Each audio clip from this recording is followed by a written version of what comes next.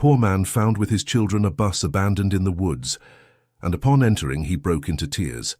Daniel Foster felt the weight of the world on his shoulders as he pushed the rusty supermarket cart along the narrow trail, cutting through the woods on the outskirts of Springfield. His 6 children followed him in single file, each carrying a plastic bag to collect aluminum cans and plastic bottles that might earn them a few coins at the end of the day. It was then that he spotted something that made him stop abruptly. Among the dense foliage and intertwined branches, the yellowish silhouette of a large vehicle caught his attention. His eyes widened as he recognized the unmistakable shape of a school bus, practically swallowed by the vegetation that had grown around it, as if nature itself were trying to hide it from the world. Emily Johnson, his eldest daughter of just 10 years, was the first to notice the strange expression on her father's face. "Dad, what is that?" she asked, pointing toward the abandoned vehicle. Daniel Foster swallowed hard. There was something familiar about that carcass covered in moss and vines, something that stirred a buried part of his memory. He left the cart where it was and walked slowly toward the bus, feeling his heart race with each step. Nathan, 8 years old, ran ahead of his father, always curious and adventurous. "It's a real bus, Dad. Look how green it is." Lily, the little 5-year-old whom Daniel Foster had been carrying in his arms moments before, asked to be put down to examine the discovery better. Soon, all 6 children surrounded the abandoned vehicle, marveling at that unique sight in the middle of the woods. Daniel Foster approached the front door, which was slightly ajar. His hands trembled as he touched the rusty lever that once opened and closed that entrance dozens of times a day. A shiver ran down his spine when he noticed that despite the rust and time, it was still possible to read some letters painted on the side of the bus. "Dad, can we go in?" asked Benjamin Cole, 7 years old, already trying to slip through the opening. "Wait, son. Let me see if it's safe first," replied Daniel Foster, but his voice was choked with an emotion he himself couldn't explain. Carefully, he pushed the door, which creaked loudly, protesting against the years of neglect. The smell of mold and dampness invaded his nostrils, but it was another scent, more subtle, that hit him like a punch in the stomach. It was the smell of the herbal soap that Sarah, his late wife, used every day before leaving for work. He climbed the 3 worn steps and stepped into the central aisle of the bus. The seats were covered in dry leaves and small plants that sprouted through the broken windows, but the structure was still solid. His eyes scanned every detail, every curve, every mark of time in that space that somehow felt familiar to him. It was then that he saw the backpack. It was tossed on the driver's seat, a faded blue fabric backpack that he recognized immediately. His legs weakened, and he had to lean on the back of one of the seats to keep from falling. With his hands shaking violently, he picked up the backpack and opened the main zipper. Documents, papers yellowed with time, but still legible. School transportation forms, attendance lists, schedule spreadsheets. And in the middle of it all, an identification that made his world collapse. Sarah Foster, school bus driver, Municipal Department of Education. Daniel Foster collapsed onto the seat and began to cry as he hadn't cried since the day he lost Sarah 3 years ago. Tears fell abundantly on the papers that confirmed what his heart already knew. That was the bus Sarah drove. That was the place where she spent her mornings and afternoons, taking children to school, doing the work she loved more than anything in life. "Dad! Dad! Are you okay?" Emily Johnson had boarded the bus and ran to her father, frightened to see him crying. The other children followed, forming a circle around Daniel Foster. Small hands touched his shoulders and arms in gestures of affection and concern. Lily, the youngest, climbed onto his lap and dried his tears with her little hands dirty with soil. "Why is Daddy crying?" she asked with the innocence of her 5 years. Daniel Foster tried to compose himself, wiping his eyes with the backs of his hands. How could he explain to his children that he had just found a piece of the past he thought was lost forever? How could he tell them that their mother, whom they could barely remember, had spent years of her life in this very place where they were now gathered? "It's just," he began, his voice still choked. "It's just that this bus belonged to your mum." Total silence. Even Tyler Ryan, just 4 years old, seemed to understand the gravity of the moment. Nathan broke the silence first. Mom drove this bus? Yes, my son. Your mother took children to school every day. Children like you who needed to study and had no way to get there. Emily Johnson leafed through some of the papers in the backpack, trying to decipher the words handwritten in careful script that she recognized as her mother's.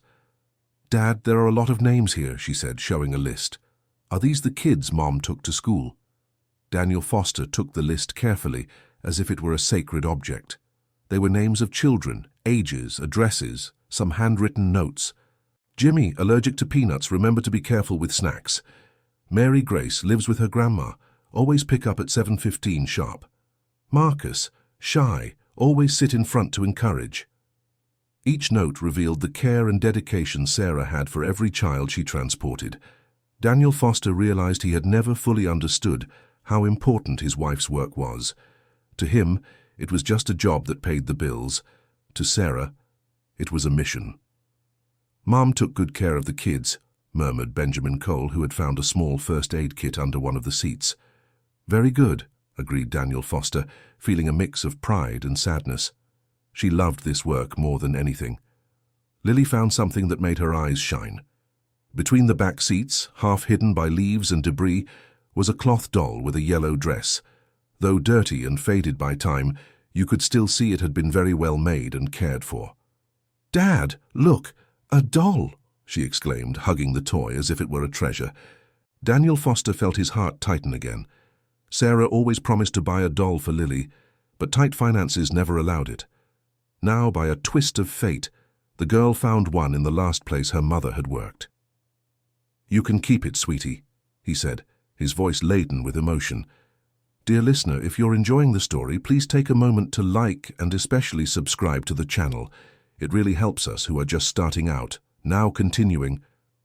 The sun was beginning to set and the woods grew darker by the minute. Daniel Foster knew they needed to get back to town before it got completely dark, but something kept him from leaving that bus. It was as if, by leaving, he was abandoning Sarah once again.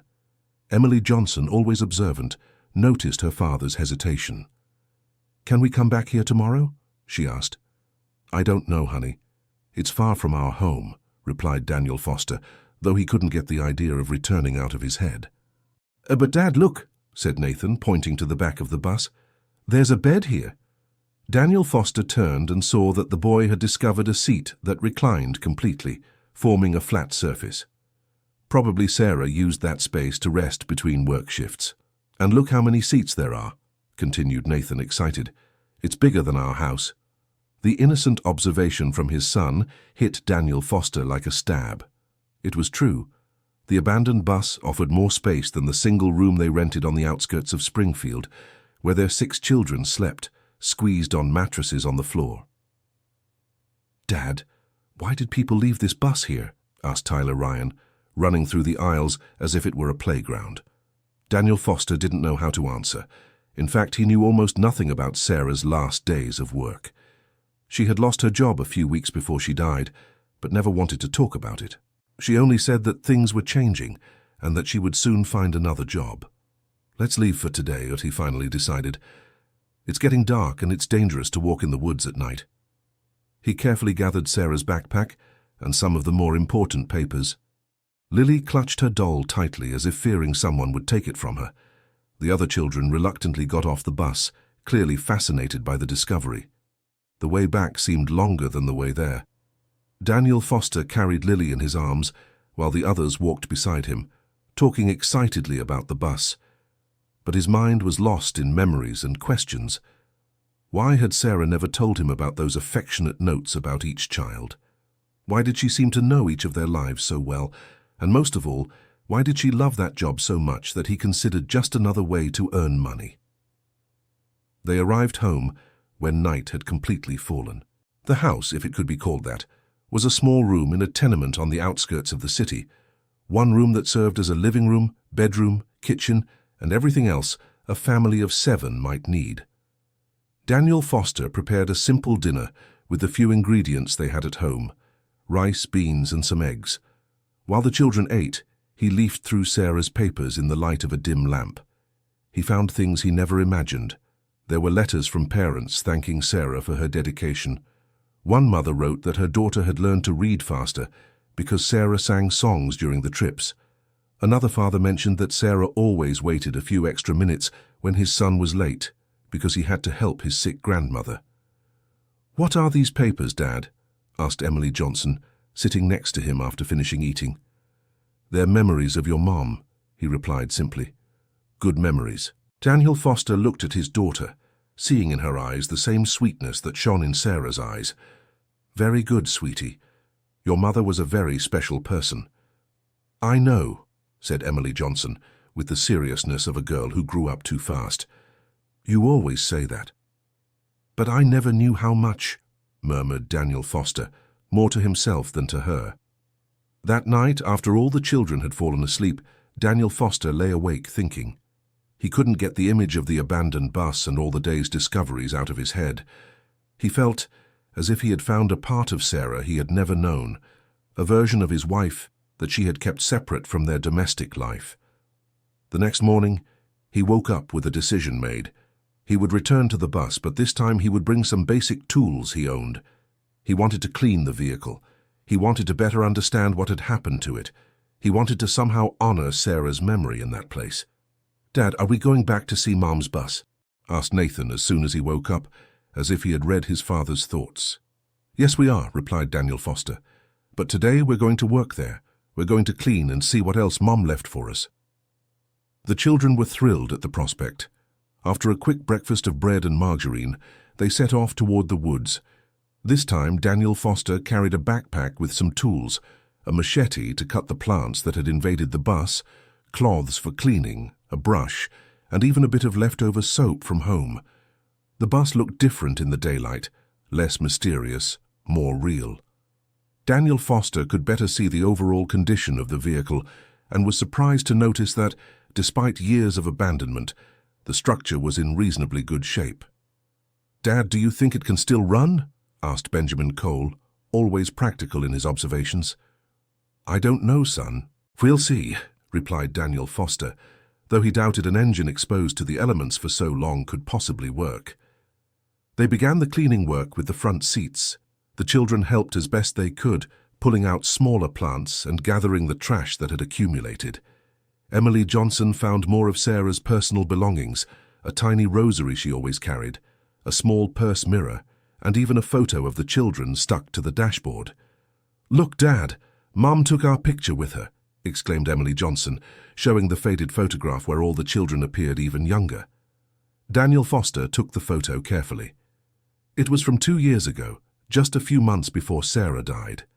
In it, he was holding baby Lily, while the other children squeezed in around them, all smiling for the camera. Sarah had taken that photo during one of the few moments of complete happiness they had shared as a family. "She looked at you all every day while she worked," he said, feeling his voice choke up again. As they cleaned, more discoveries emerged.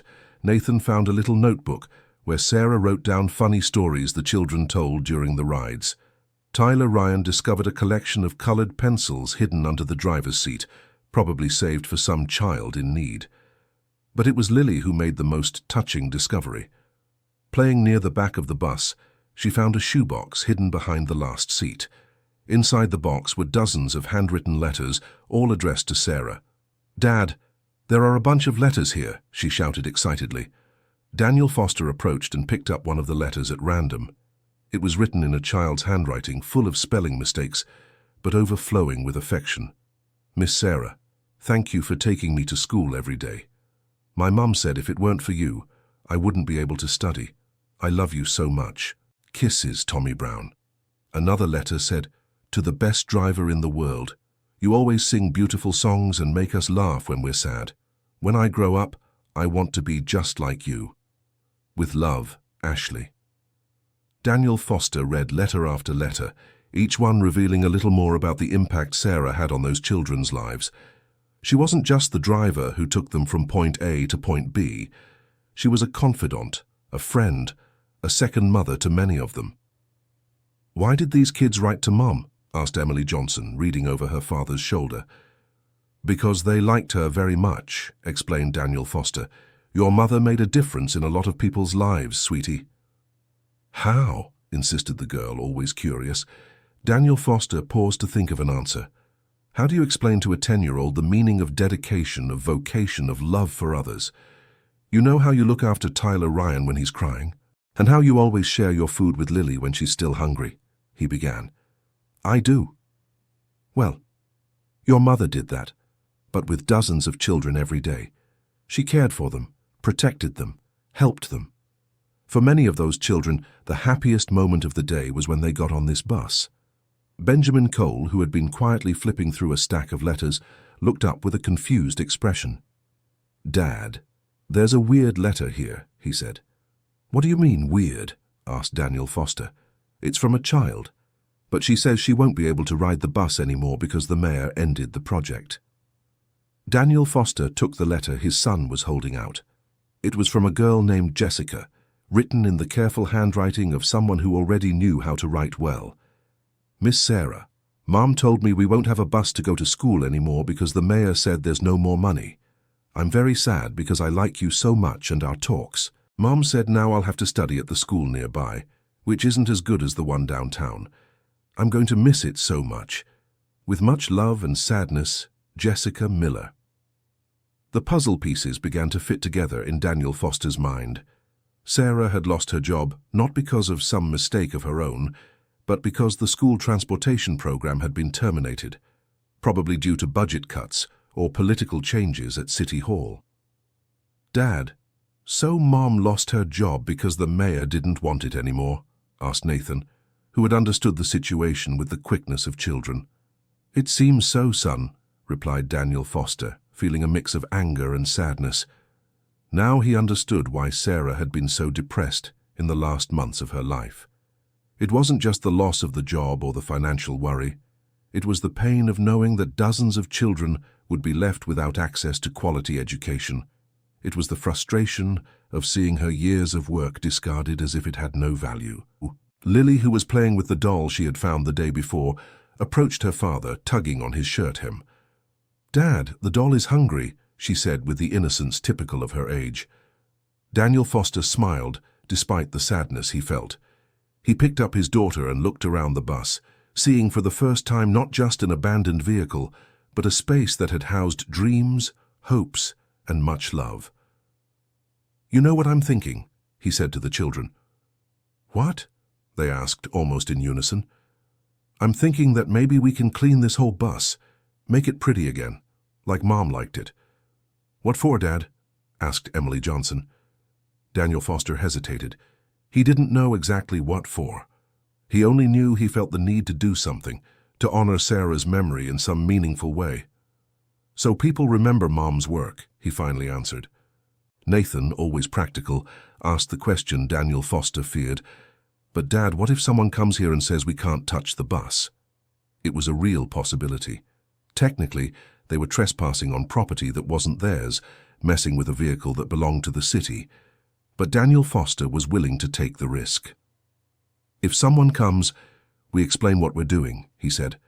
And if they tell us to leave, we obey. But until then, let's work. The children accepted the answer and returned to the cleaning work with renewed enthusiasm. Every cleaned corner revealed more details about Sarah's personality. There were stickers with motivational messages pasted near the driver's seat. Every day is a new opportunity. Love builds bridges. To educate is to sow for the future. As the hours passed, the bus began to become unrecognizable. The plants were removed, the trash was collected, the seats were cleaned. Daniel Foster even managed to get some windows to open again, allowing the breeze to circulate and take away the musty smell. It was when Tyler Ryan made a discovery that would change everything. Dad, there's a key here, shouted the 4-year-old boy, waving a small rusty key he had found stuck under the dashboard. Daniel Foster took the key and examined it. Could it be the ignition key? He decided to try, though he didn't have much hope. He inserted the key into the ignition, and to his surprise it fit perfectly. Will it work? He murmured to himself. Try it, Dad, encouraged Nathan. With his heart racing, Daniel Foster turned the key. Nothing happened at first, but then he heard a noise from the engine, a faint noise, almost imperceptible, but it indicated there was still life in that machine. "It worked! It worked!" the children shouted in unison, though the engine hadn't actually started. "Easy, easy," said Daniel Foster, trying to contain his own excitement. "The engine is alive, but it needs care. Gas, oil, a new battery. But the important thing was that there was hope. Sarah's bus wasn't dead, just sleeping."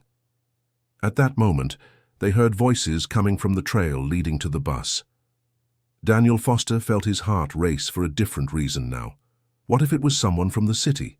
What if they were the landowners? "Stay quiet," he whispered to his children, though he knew it was useless to try to hide.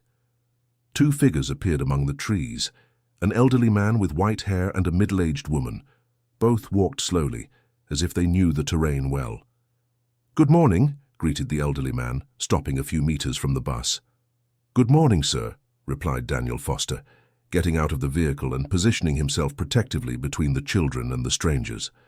"Sorry to bother you," the man continued. "It's just that my wife and I heard voices coming from here and got curious. It's been years since anyone touched this bus." The woman moved closer, and Daniel Foster could see her eyes were misty. "My goodness," she murmured. "It really is it. It's Mrs. Sarah's bus." Daniel Foster felt as if he'd received an electric shock. "You knew my wife? Knew her?" The woman smiled through her tears. "Sarah transported my granddaughter for almost 2 years. Saved that girl's life, I'd say." The elderly man introduced himself. "My name is Harold, and this is my wife, Mrs. Dorothy. We live in the community down there. When we heard someone was messing with the bus, we came to see. I'm Daniel Foster, Sarah's husband, and these are our children." Mrs. Dorothy approached the children with a maternal smile. "So you are Mrs. Sarah's children. My, how you've grown. She always talked about you, always showed pictures." "You know us?" asked Emily Johnson, surprised. "Yes, I do, my dear. Your mother was so proud of you, always saying she had 6 treasures at home." Daniel Foster felt his chest tighten again. Sarah talked about her children to people at work, shared her joy of being a mother, even in the toughest times. Harold observed the cleaning work that had been done on the bus. "You're doing good work here," he commented. "I've been wanting to see someone take care of this bus for a long time. It's a shame what happened." "Do you know what happened?" asked Daniel Foster. "Yes, I do. When the new mayor came in, one of the first things he did was cut the school transportation project. Said it was spending too much money and that the children could study in their own neighborhood schools." Mrs. Dorothy shook her head indignantly. "Except the neighborhood schools didn't have good facilities. My granddaughter was learning so much at the school downtown. When she lost the transportation, she had to go back to the school here, which barely had a teacher." "And where is your granddaughter now?" asked Daniel Foster. "She managed to finish her studies, thank God. Now she's in college in the capital. But it was hard, very hard." Harold pointed to a trail going in the opposite direction. "If you go down that way, you'll find about 10 more families who were hurt when the project ended." Everyone still remembers Mrs. Sarah with great fondness. "Why do you live so far from town?" asked Nathan, always curious. "Because the land is cheap here, son," explained Harold. "We live off the land, grow what we eat. But for the children to get a proper education, they needed to go to the school in town." Daniel Foster began to understand the scope of Sarah's work. She wasn't just transporting children, she was the bridge between poor rural communities and the chance for a better future through education. "Do you live far from here?" asked Mrs. Dorothy. "We live in town," replied Daniel Foster. "We came here yesterday looking for recyclable materials and ended up finding the bus." "And now you're cleaning it up?" Harold wanted to know. Daniel Foster hesitated. How could he explain that he felt an almost spiritual need to restore that bus? How could he say it was the only way he had found to connect with his wife's memory? "It's a way to honor my wife," he finally said. Mrs. Dorothy smiled with understanding. "She deserves all the honor in the world. Sarah was an angel on earth, you can be sure of that." "Do you have any photos of her working?" asked Emily Johnson, always eager for any memory of her mother. "Yes, I do," exclaimed Mrs. Dorothy. "In fact, there's a photo from her last day of work when the children threw her a little farewell party. I'll bring it for you tomorrow if you'd like." The children were thrilled at the possibility. Daniel Foster also felt moved. There were so many parts of Sarah's life he didn't know, so many important moments she had lived away from the family. Harold observed the bus engine, which still had its hood open. "This engine is good," he commented. "If it's treated well, it could still run. I know a bit about mechanics. I worked with tractors for many years. Do you think we can get it running again?" asked Daniel Foster, hardly daring to hope. "With time and the right parts, I think so. But it will take work and cost money." Money. The word brought Daniel Foster back to reality. They barely had enough to eat. How could they think about restoring a bus? Mrs. Dorothy noticed the change in his expression. "But there's no need to rush," she said kindly. "The important thing is that you're taking care of Sarah's memory. That's already worth a lot." They talked for another hour, exchanging stories and memories about Sarah. Harold and Mrs. Dorothy promised to return the next day and bring other neighbors who also knew and loved the dear driver. When the visitors said goodbye, Daniel Foster was left with a strange feeling. On one hand, he was happy to discover that Sarah had been so loved by so many people. On the other hand, he felt small in the face of the magnitude of the legacy she had left. "Dad, are we going to get the bus running again?" asked Benjamin Cole as they gathered the tools. "I don't know, son," Daniel Foster answered honestly, "but we're going to try." Lily, who had spent the day playing with her new doll, approached her father. "Dad, the doll says she wants to live on the bus," she said, with the seriousness only children can have about imaginary things. Daniel Foster smiled, despite the worry he carried. "And where would you two sleep?" "On the seats," replied Lily, pointing to the seats they had cleaned. "Look how soft they are." His daughter's innocent suggestion planted a seed in Daniel Foster's mind. What if they could actually use the bus as temporary housing? It was a crazy idea, but no crazier than living cramped in a room they could barely afford the rent for. "It's just pretend, Lily," he said, but his mind was already exploring the possibility. On the way back home, the children chatted excitedly about the day. They spoke about the bus as if it were a treasure they had discovered, as if it were the most special place in the world, and perhaps it was, at least for them. That night, Daniel Foster again stayed up late, thinking. He analyzed the family's financial situation, which was deteriorating rapidly.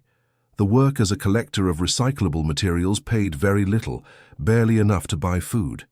The rent was 2 months overdue, and the landlord had already threatened to evict them. What if Lily's innocent suggestion was the solution to at least one of their problems? The next morning, he woke up with his decision made. He would check if it was possible, at least temporarily, to use the bus as a home. It was a crazy idea, but he was tired of seeing his children go without. "Dad, are we going to the bus again today?" asked Tyler Ryan as soon as he woke up. "Yes, we are," replied Daniel Foster, "and today we're going to stay there all day." He packed a backpack with more tools and some non-perishable food. If they were going to spend the whole day there, they would need to have lunch. He also took some old blankets and pillows that could make the seats more comfortable. "Why are you bringing a blanket, Dad?" asked Emily Johnson, noticing the fuller-than-usual backpack. "In case we want to rest there," he replied without going into details. The children accepted the explanation without question. In fact, they were so excited about the prospect of spending the whole day on the bus that any extra preparation seemed natural. They arrived at the location in the morning and found Mrs. Dorothy waiting for them, as she had promised. She was carrying a small cardboard box in her hands. "Good morning," she greeted them cheerfully. "I brought the photos I promised." Daniel Foster received the box with trembling hands. Inside were about 20 photographs, all showing Sarah at different moments of her work. In some, she appeared smiling next to groups of children. In others, she was organizing materials inside the bus. There was even a photo of her driving, focused on the road with a serene smile on her face. "My God," he whispered. "She looked so happy." "She really was," confirmed Mrs. Dorothy. "Sarah loved what she did. She said it was the most important profession in the world because she was taking care of the future." One of the photos especially caught Emily Johnson's attention. It showed Sarah sitting on the floor in a circle with several children, all listening attentively to some story she was telling. "What is Mommy doing here?" asked the girl. "Telling a story," explained Mrs. Dorothy. On long trips, she would always make up stories to distract the children. She was a wonderful storyteller. Daniel Foster felt a pang of sadness. Sarah also told stories to her own children, but less often because she came home tired after work. Now he realized she gave more creative energy to the children from work than to her own family. It wasn't for lack of love, he understood that. It was because at home she was a mother with practical obligations, financial worries. At work she could simply be Sarah, the person who loved children and wanted to see them happy. "Mrs. Dorothy, do you know if there are still other people around here who knew Sarah?" he asked. "Yes, I do. In fact, I've already told a few that you were taking care of the bus. Some are going to stop by today to meet you." As if on cue, a young man in his early 20s soon appeared, accompanied by a child of about 8. "Excuse me," said the young man timidly. "Mrs. Dorothy told me you are Miss Sarah's family?"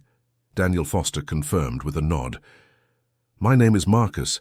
Miss Sarah used to take me to school when I was a kid. This is my daughter, Madison." "What was she like?" asked Daniel Foster, always eager to learn more about his wife. Marcus smiled nostalgically. "She was the most patient person in the world. I was a difficult child, always making a mess, bothering the other boys, but she never yelled at me.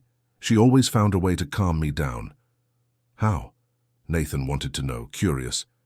"She gave me responsibilities, asked me to help organize the materials, to look after the younger children, made me feel important." Madison, Marcus's daughter, watched everything with curiosity, especially the photos spread out on one of the benches. "Daddy, is that the lady from your stories?" she asked. "Yes, sweetheart. That's Miss Sarah that Daddy always tells you about." Daniel Foster was surprised. "You tell your daughter about Sarah?" "Yes, I do," replied Marcus, a little embarrassed. "She was very important in my life. Because of her, I managed to finish my studies, complete a technical course. Today I work as an electrician and can give a better life to my family." "And if it weren't for her?" "Oh, I don't know. I probably would have stopped studying in the 4th grade, like most boys my age in the community. Without the bus, it was impossible to get to the school in town." Mrs. Dorothy, who had been following the conversation, added, "Marcus isn't the only one. There are about 10 other young people from the area who managed to graduate thanks to Sarah's transportation. Today they are construction workers, seamstresses, salespeople, hard-working folks who support their families." Daniel Foster felt a mix of pride and regret. Pride in knowing that Sarah had made such a difference in so many people's lives. Regret for never having properly valued her work. "Mr. Marcus," he said, "you know about electrical work, right?" "Yes, I do. Why?" "Do you think we could get the lights working on this bus?" Marcus examined the vehicle's electrical system, which was surprisingly well preserved. "Yes, we could," he answered after a few minutes of analysis. "We'd need a new battery and maybe replace some wires, but it's possible." "And how much would it cost?" "It wouldn't cost anything," said Marcus, seeming surprised by the question. "It would be an honor to help restore Miss Sarah's bus. I can bring the materials tomorrow." Daniel Foster was moved by the young man's generosity. It was as if Sarah continued to receive affection and care even after her death. Madison, who had been playing with Lily and the doll, approached the group. "Daddy, can I play here always?" she asked. "I don't know, sweetie. It depends on the owners of the bus," replied Marcus, looking at Daniel Foster. "Yes, you can," Daniel Foster said impulsively. "You are welcome here whenever you want." It was a strange decision to make about a bus that wasn't his, but Daniel Foster felt like the guardian of Sarah's memory in that place. As the hours passed, more people appeared. An older lady brought sandwiches for the children. An elderly man offered to help cut the grass around the bus. A young mother appeared with her 2 small children, explaining that Sarah had transported her herself when she was a child. "Miss Sarah saved my childhood," said the young mother. "My parents worked all day on the farm. They had no way to take me to school. If it weren't for her, I would have become another illiterate person." "And now?" asked Emily Johnson. "Now I'm a teacher," the young woman replied with pride. "I work at the community school nearby, and whenever I can, I tell my students about Miss Sarah.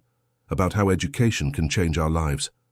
Daniel Foster was beginning to understand that Sarah hadn't just been a driver. She had been an agent of social transformation, a person who believed in the power of education and did her part to ensure children had access to it. As the sun began to set, the small crowd that had gathered around the bus said their goodbyes, but not before agreeing to return in the coming days to help with the restoration. "Dad," said Emily Johnson when they were finally alone, "why do all these people like Mum so much?" It was a simple question, but one that demanded a complex answer. Daniel Foster thought for a few moments before responding. "Because your mother made people feel important, sweetie. She took care of them as if they were family. Like she took care of us." "Yes, but in a different way. At home she sometimes had to be strict, had to scold us, had to worry about money, food, clothes. At work she could just be kind." Nathan, who had spent the day exploring every corner of the bus, made an observation that surprised everyone.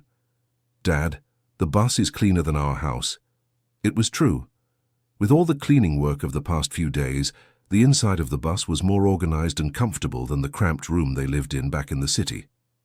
"And it has more space," added Benjamin Cole.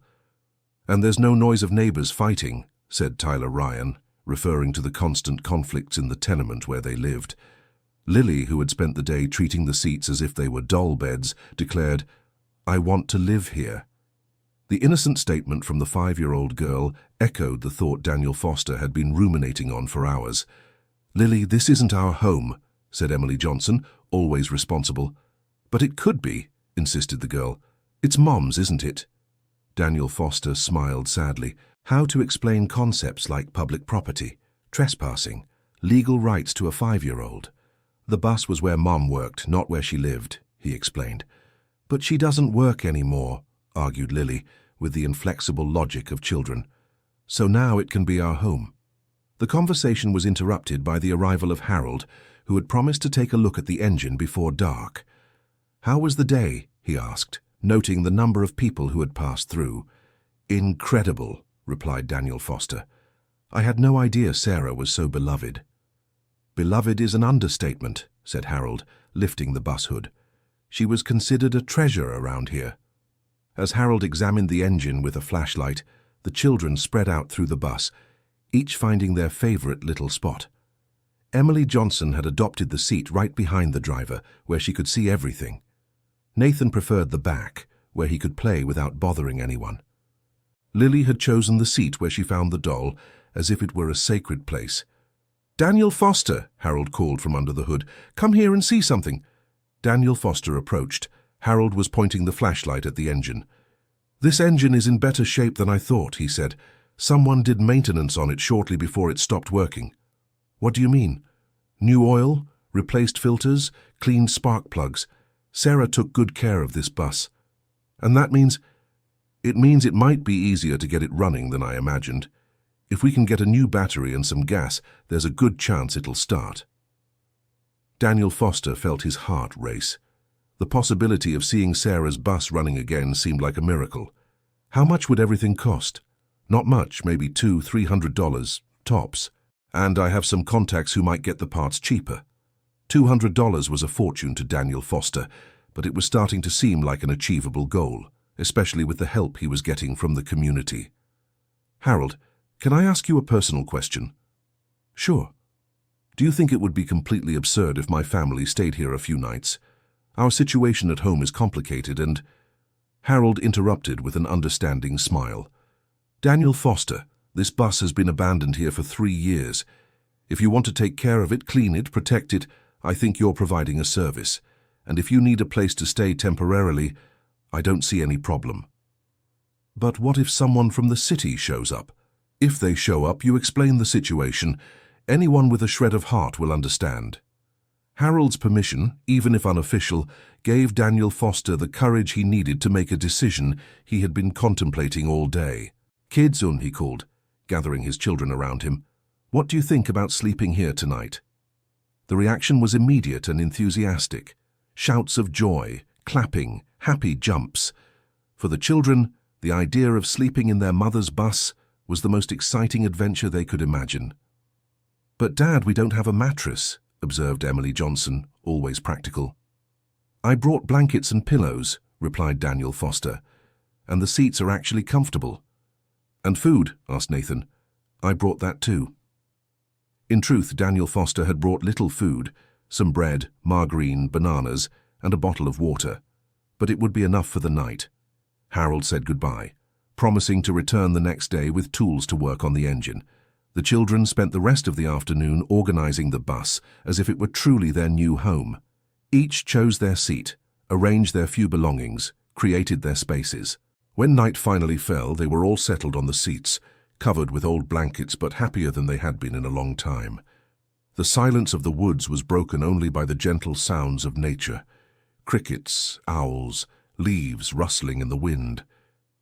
"Dad," whispered Lily in the dark, "is Mom here with us?" The innocent question echoed in the silence of the bus.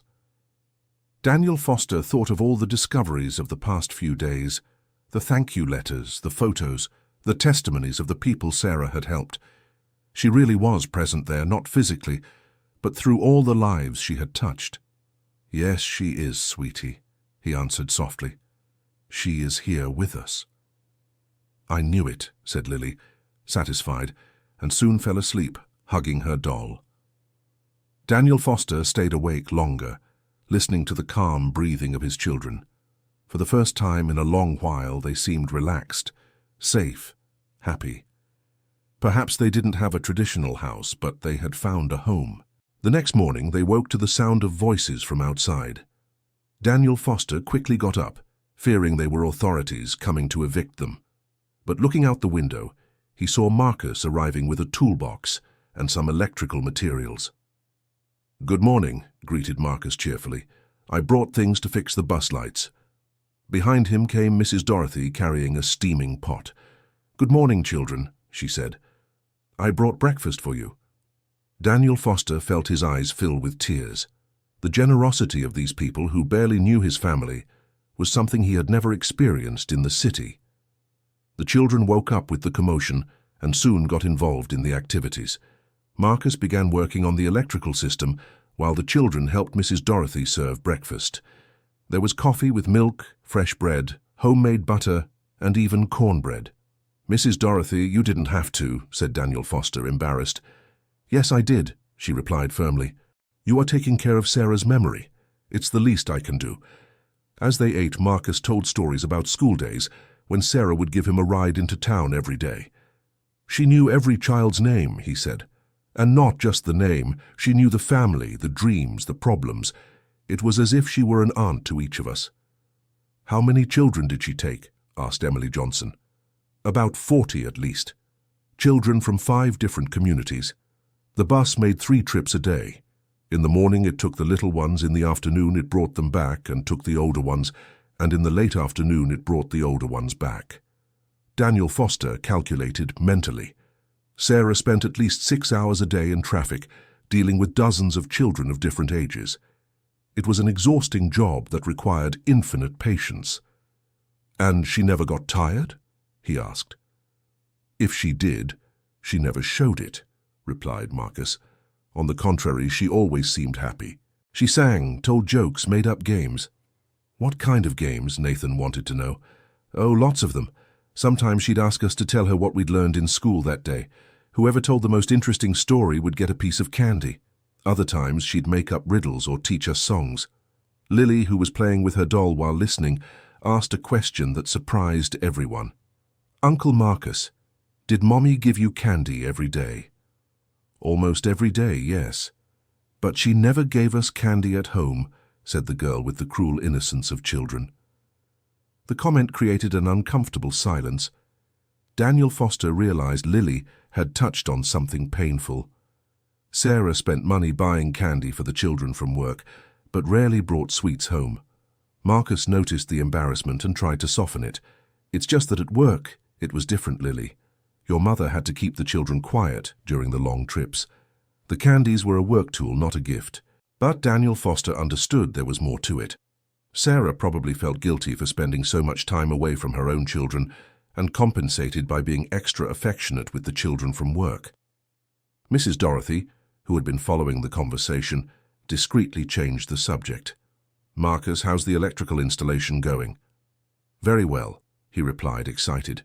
"I've already managed to get 3 light bulbs working. Tonight you'll have light in here." The children were thrilled with the news. Electric light would completely transform the experience of being on the bus. "And tomorrow I'll bring my wife and my mother-in-law," continued Marcus. "They want to meet Miss Sarah's family and help with the cleaning." "It's turning into a party," commented Daniel Foster, both amused and worried. "It's because everyone wants to help," explained Mrs. Dorothy. "Sarah touched a lot of lives around here. Now it's our turn to return the kindness." As the day went on, more volunteers appeared. A young man brought paint to touch up the peeling parts of the bus. An elderly lady appeared with hand-sewn curtains for the windows. An old man arrived with tools to fix the loose seats. Daniel Foster felt overwhelmed by so much generosity, but also grateful.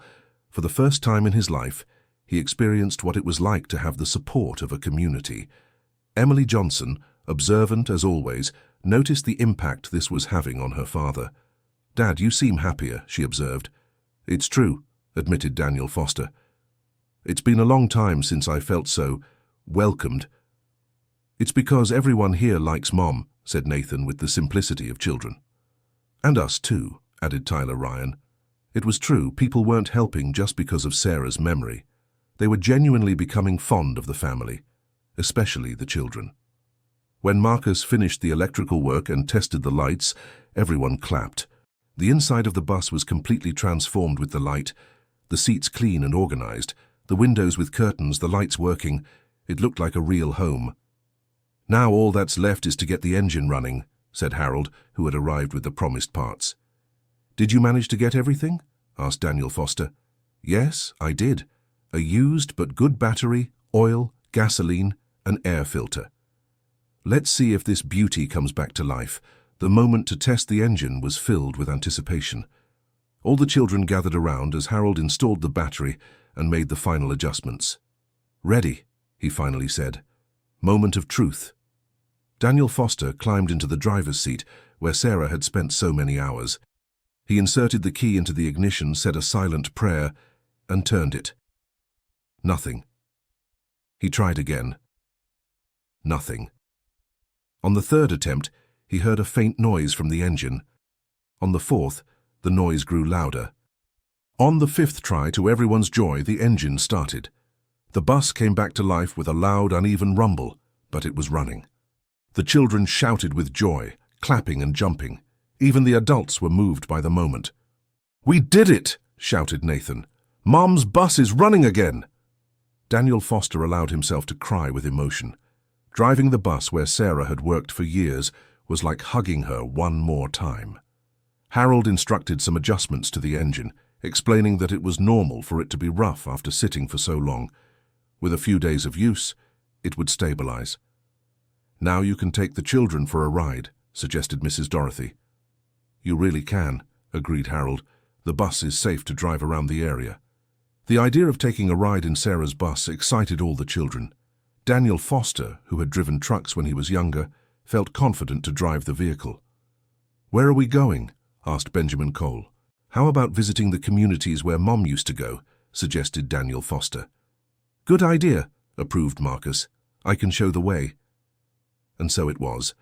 On the bus's first trip in 3 years, Daniel Foster drove down the dirt road Sarah had traveled hundreds of times. Marcus, sitting in the seat beside him, told stories about every place they passed. "That's where Miss Sarah always stopped to rest," he said, pointing to a large tree by the side of the road. She would bring a thermos of coffee and sit there for a few minutes enjoying the shade. "And there?" asked Emily Johnson, pointing to a simple blue-painted house. "That's where Tommy Brown lived, a very mischievous boy. Miss Sarah always joked that she would leave him behind if he didn't behave, but she never did." Every place had a story, every house had a child Sarah had transported. Daniel Foster began to understand his wife's routine, the challenges she faced daily, the dedication required to do that work. They stopped at the first community, where they were received like celebrities. People came out of their houses to see the bus running, to meet Sarah's family, to share their own memories. An elderly lady with completely white hair approached with tears in her eyes. "My goodness," she said, "it's Mrs. Sarah's bus. I thought I'd never see it running again."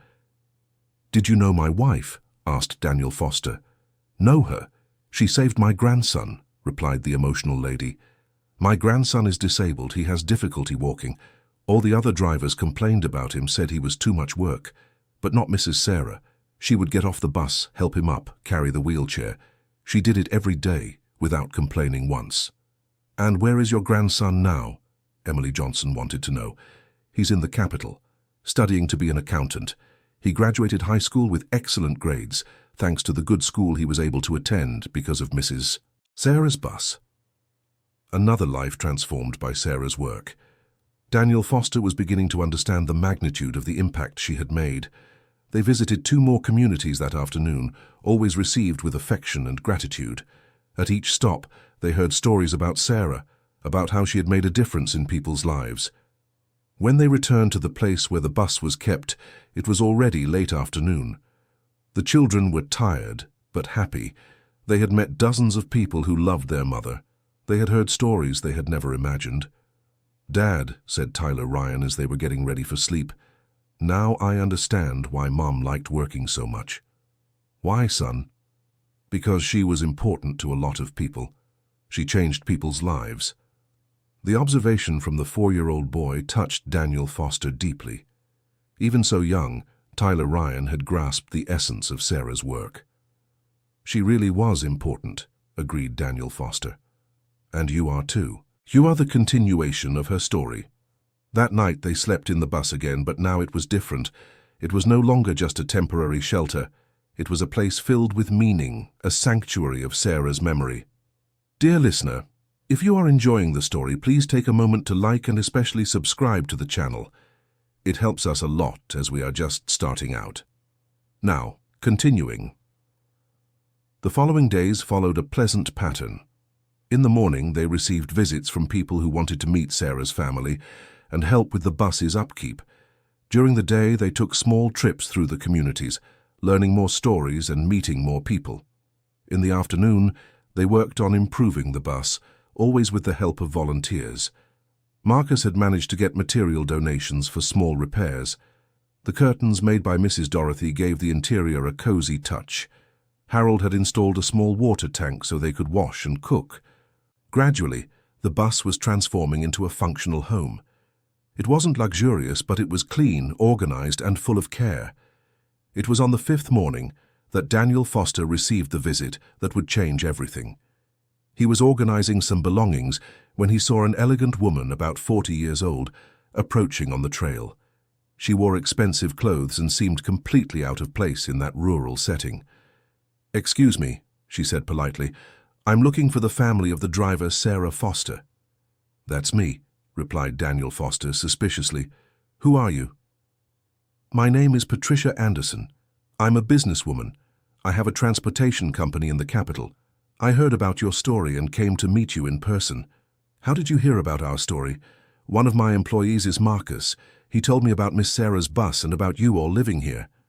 Daniel Foster relaxed a little. If Marcus had spoken well of them, the woman probably wasn't a threat. "Does Marcus work for your company?" "Yes, he does. He's one of my best electricians. And he never stops talking about the driver who changed his life." Patricia looked around, observing the restored bus and the children playing. "May I meet your children?"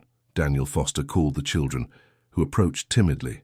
Patricia spoke with each of them, asking questions about their mother, about what it was like living on the bus. "Marcus told me you're doing an incredible restoration job," she commented. "We're trying to honor my wife's memory," explained Daniel Foster. "And you are succeeding. The bus is beautiful." She paused for a moment, as if making a decision. "May I ask a personal question?" "Go ahead." "What do you plan to do from here on out?" It was a question Daniel Foster had been avoiding. They couldn't live on the bus forever. They couldn't live on the charity of neighbors indefinitely. "I don't know," he answered honestly. "I'm taking it one day at a time." "What if I said I have a proposal for you?" Daniel Foster felt his heart race. He didn't know if it was fear or hope. "What kind of proposal?" Before I explain, I need to tell you something. When I was a child, my family was very poor. We lived in a rural community, about 2 hours from the city. My parents worked the land and could barely read. She paused, as if the memories were painful. When I was 7, a school transportation project started by the City Hall began. A driver would pick up children from the communities to study in the city. That driver was your wife. Daniel Foster felt a shock. Had Patricia been one of the children transported by Sarah? You are?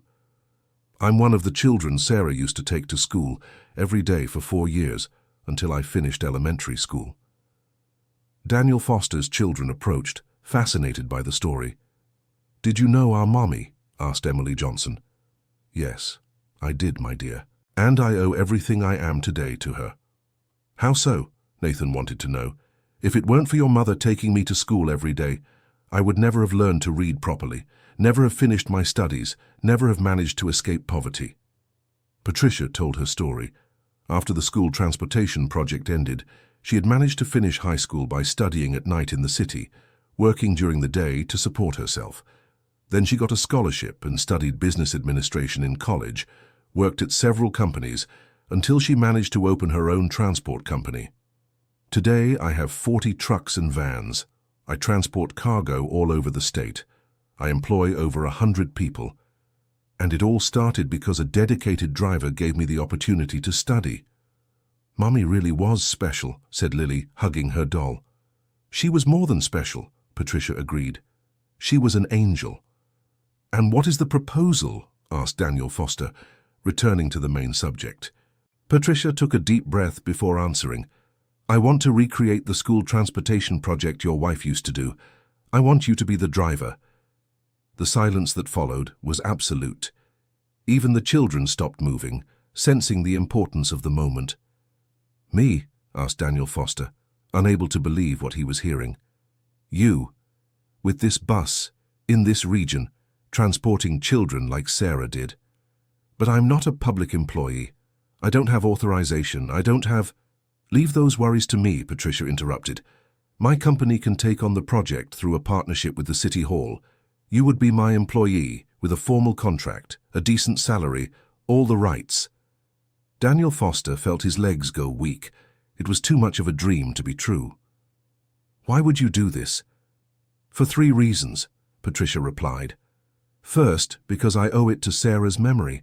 Second, because there are dozens of children in the region who need transportation to study. Third, because I believe you are the right person to continue her work. But I don't know if I have a way with children like she did. Marcus told me your own children are well-behaved and happy. That shows you do have a way with them. Emily Johnson, who had been following the whole conversation, asked a smart question. Mrs. Patricia, if Daddy accepts, can we keep living on the bus? Patricia smiled. Actually, I was thinking of something better. How about you all live in a real house, but the bus continues to be used to transport the children? A house? Asked Daniel Foster. Yes, there's a small but good house in the community nearby, very close to the routes the bus would take. The owner wants to rent it cheaply to a family with children. The offer was tempting, but Daniel Foster felt suspicious. It seemed too good to be true. What do you get out of this? Patricia laughed. I get the satisfaction of repaying what Sarah did for me. And I also get the certainty that other children will have the same opportunity I had. And if I can't handle the work, we'll start slowly. First, you'll take the school bus driver training course, which takes a month. Then we'll start with a small route, just 2 or 3 communities. As we adapt, we'll expand. Daniel Foster looked at his children. Emily Johnson's eyes were shining with hope. Nathan was doing mental calculations, probably imagining the possibilities. Tyler, Ryan and Lily didn't fully understand the proposal, but they caught the general excitement. Benjamin Cole went straight to the point. Dad, if you accept, will we be able to study at a good school? Of course, Patricia replied before Daniel Foster could even speak. It's part of the agreement. All of you will study at the best school in the city. And will we get to eat every day? Asked Tyler Ryan with the cruel innocence of poor children. Yes, my love, replied Patricia, moved. Your father will have a good salary, enough to take good care of all of you. Daniel Foster felt as if he were in a dream. After years of struggle, of humiliations, of sleepless nights worrying about his children's future, a door was opening like a miracle. But he still had doubts. "Patricia, can I be honest with you?" "Of course." "I'm afraid I'm not good enough. My wife had a special talent with children. I'm just a simple man, without an education." Patricia approached and placed her hand on his shoulder. "Daniel Foster, you raised 6 wonderful children under very difficult conditions. You cleaned and restored this bus out of love for your wife's memory. You earned the respect and affection of an entire community in just a few days. If that's not talent, I don't know what is." "But what if the children don't like me?" "They will," Emily Johnson assured. "Daddy is good with kids. He takes good care of us." "And we can help," offered Nathan. "Emily Johnson and I are big. We can help look after the younger ones on the bus." His children's solidarity touched Daniel Foster deeply. They were willing to help, to be part of the solution. "Patricia," he finally said, "I need some time to think." "Of course. How about you give me an answer next week? That gives you time to talk with your family, to think carefully about the decision." "Deal." Patricia said goodbye, but not before leaving a card with her contact information and an amount of money to help with the family's immediate expenses. "It's not charity," she said, when Daniel Foster hesitated to accept. "It's an advance on the salary, in case you accept the proposal." After she left, the family spent hours discussing the proposal. The children were excited about the possibility of having a home, studying at a good school, having guaranteed food every day. "Dad, we have to accept," said Emily Johnson. "It's the chance of a lifetime." "I know, honey, but it's a huge responsibility. What if I disappoint people?" "You won't disappoint," Nathan assured. "We'll help. And besides," added Benjamin Cole, "Mom would have wanted you to accept." "How do you know?" "Because she loved her work. If you continue doing her work, it's like she didn't really die." Benjamin Cole's profound observation sank deep into Daniel Foster's heart. Perhaps accepting the proposal really was a way to honor Sarah's memory. That night, after the children fell asleep, Daniel Foster stayed awake thinking. He walked to the front of the bus and sat in the driver's seat, where Sarah had spent so many hours. He tried to imagine what it would be like to drive that bus every day, transport dozens of children, be responsible for their education and safety. It was frightening but also exciting. He remembered all the stories he had heard in recent days about the impact Sarah had on the children's lives. Maybe he wouldn't be the same as her, but he could try. He could. He could strive to be worthy of the trust Patricia was placing in him. The next morning, he woke with a strange feeling. He had made a decision during the night, almost without realizing it. "Kids," he called, gathering his children on the bus, "I've made a decision about Mrs. Patricia's proposal." Everyone gathered around, anxious. "I'm going to accept." The reaction was pure joy. Shouts, clapping, hugs, tears of happiness. Even Lily, who didn't fully understand what it meant, hugged her father, moved. "But," Daniel Foster continued when the celebration died down, "I'll accept on one condition." "What?" asked Emily Johnson. "All of you are going to help me. You're going to teach me to be a good driver for children. You'll tell me when I'm doing something wrong. Deal?" "Deal!" they all shouted in unison. Daniel Foster called Patricia using a device Harold lent him. She was thrilled with the decision and scheduled a meeting for the next day to settle all the details. The news spread quickly through the community. All day long, people came to congratulate Daniel Foster and express their happiness. Everyone was genuinely excited about the prospect of having school transportation back. "Our children will be able to study at a good school again," said Mrs. Dorothy, emotional. "It's as if Sarah had returned," commented Harold. "No," corrected Daniel Foster. "Sarah hasn't returned, but her work will continue." The correction was important to him. He wasn't trying to replace Sarah or be like her. He was creating his own version of the work she loved. On the day of the meeting with Patricia, Daniel Foster took Emily Johnson along, at the girls' insistence. She wanted to be part of the family's important decisions. Patricia had prepared a detailed contract and a project implementation plan. Daniel Foster would take a school transportation driver course in Springfield, which would last a month. During that time, Patricia would arrange a complete maintenance of the bus and all the necessary legal documents. After the course, they would start with an experimental route, transporting children from 3 communities to the school in the city. If all went well, they would gradually expand. "The salary will be $2,000 a month," Patricia informed him, "plus meal and transportation vouchers for your personal expenses." It was more money than Daniel Foster had ever earned in any job, enough not only to support the family, but to give his children a decent life. "And the house?" asked Emily Johnson. "It's already arranged," replied Patricia. "It's small, but has 3 bedrooms, a living room, kitchen and bathroom. Much better than any place you've ever lived." "Can we see it?" the girl asked. "Of course. Let's go now." The house was in Mrs. Dorothy's community, about a 15-minute walk from where the bus was stored. It was simple but cozy, with white-painted walls and a small backyard. "It's perfect," murmured Daniel Foster, imagining his children playing in that space. "Dad, there's room for everyone here," exclaimed Emily Johnson, running through the rooms. And it really did. After years of living cramped in a single room, that house seemed like a palace. Patricia explained that the house came furnished with the basics: beds, a stove, a small refrigerator, table, and chairs. Daniel Foster could change or add furniture as needed. "When can we move in?" he asked. "Today, if you want. Everything is already arranged." Daniel Foster felt tears welling up in his eyes. In just a few days, his life had completely changed, from a garbage collector living in an abandoned bus to a school transportation driver with his own house. They went back to get the children and the few belongings they had. The move was quick. They didn't have much to transport, but it was emotional. Harold, Mrs. Dorothy, Marcus, and several other people from the community helped with the moving and organizing. "It's like a party," commented Nathan, watching all the activity. "It really is a party," agreed Mrs. Dorothy. "The party of your new beginning." On the first night in the new house, Daniel Foster gathered his children in the living room for a serious talk.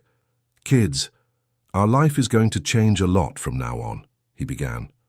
"For the better," interrupted Lily, ever the optimist. "For the better, yes, but it will also be different. We'll have new responsibilities. I'll work Monday through Friday, taking children to and from school. You'll study at a new school where you don't know anyone." "We can handle it," assured Emily Johnson. "I know you can, but I want you to always remember where we came from and what we went through. I want you to be grateful for this opportunity and to work to deserve it." "We'll make Mom proud of us," promised Benjamin Cole. "You already do," replied Daniel Foster, hugging his children. That night, each child slept in their own bed in a real room, with a solid roof over their head and food in the refrigerator. For them, who had spent years living in uncertainty, it was the ultimate luxury. Daniel Foster took a long time to fall asleep, but not from worry. It was excitement. For the first time in years, he felt genuine hope for the future. The next morning, the school bus driver course began. Patricia Anderson had arranged everything. The classes were in the capital, but she provided transportation and lodging. Daniel Foster would be away during the week and return on weekends to see his children.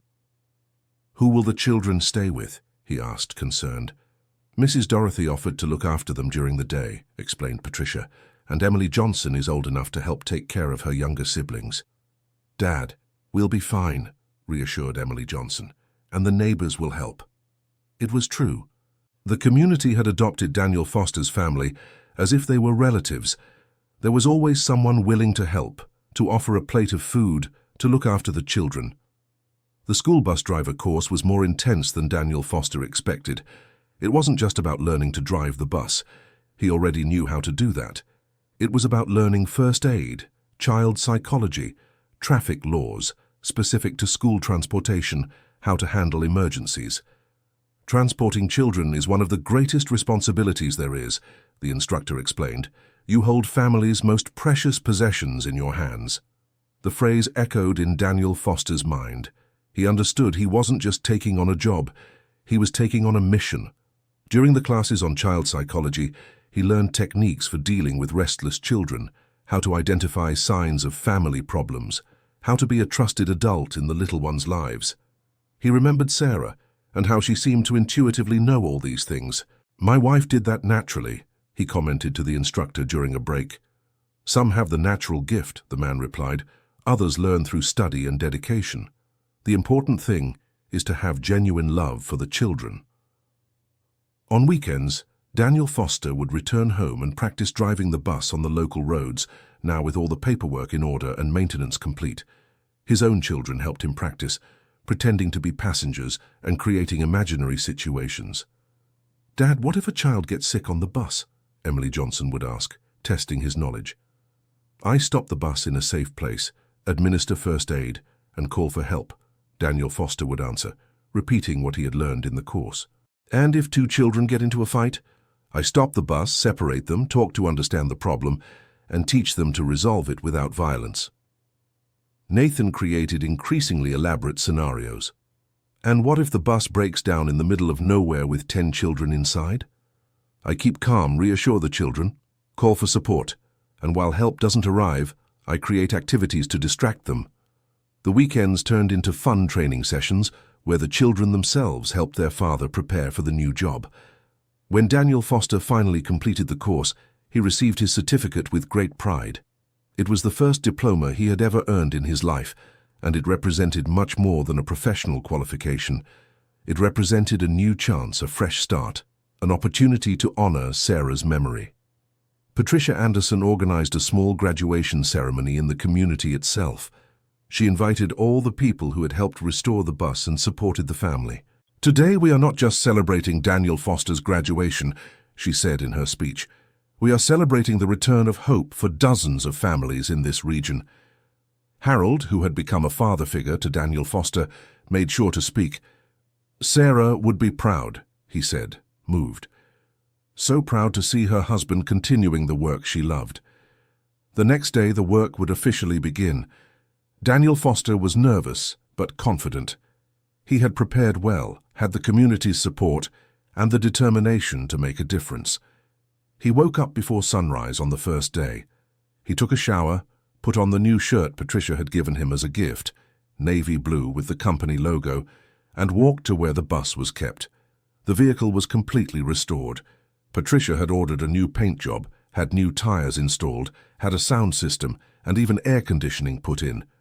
But she had kept what was essential: the seats where dozens of children had sat, the steering wheel Sarah had held for years, the essence of that special space. He climbed into the driver's seat and sat in silence for a few minutes, feeling the responsibility of the moment.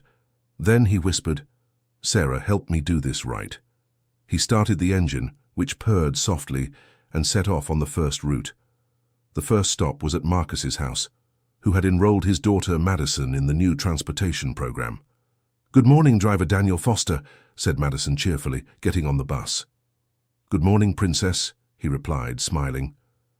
"Ready to go to school?" "Absolutely ready." The girl's naturalness reassured him. She sat right behind him, exactly where Emily Johnson used to sit during the training sessions. The second stop was at the house of a family he didn't know. 2 children were waiting at the door, a boy about 8 years old and a girl about 6. "Good morning," greeted Daniel Foster. "Are you Ethan and Olivia?" "Yes, we are, mister," replied the boy. "Are you the new driver?" "Yes, I am." "And are you excited to go to the new school?" "We are," they said in unison. As the bus filled with children, Daniel Foster felt a mix of nervousness and joy. The children chatted excitedly, asked questions about him, told stories about their expectations for the new school. "Mr. Driver," said a girl about 7 years old, "did you know Miss Sarah?" The question took him by surprise, but he answered honestly, "Yes, I did. She was my wife." "Really?" several children exclaimed at once. "Wow, that's so cool," said the boy Ethan. "My grandma always talks about Miss Sarah.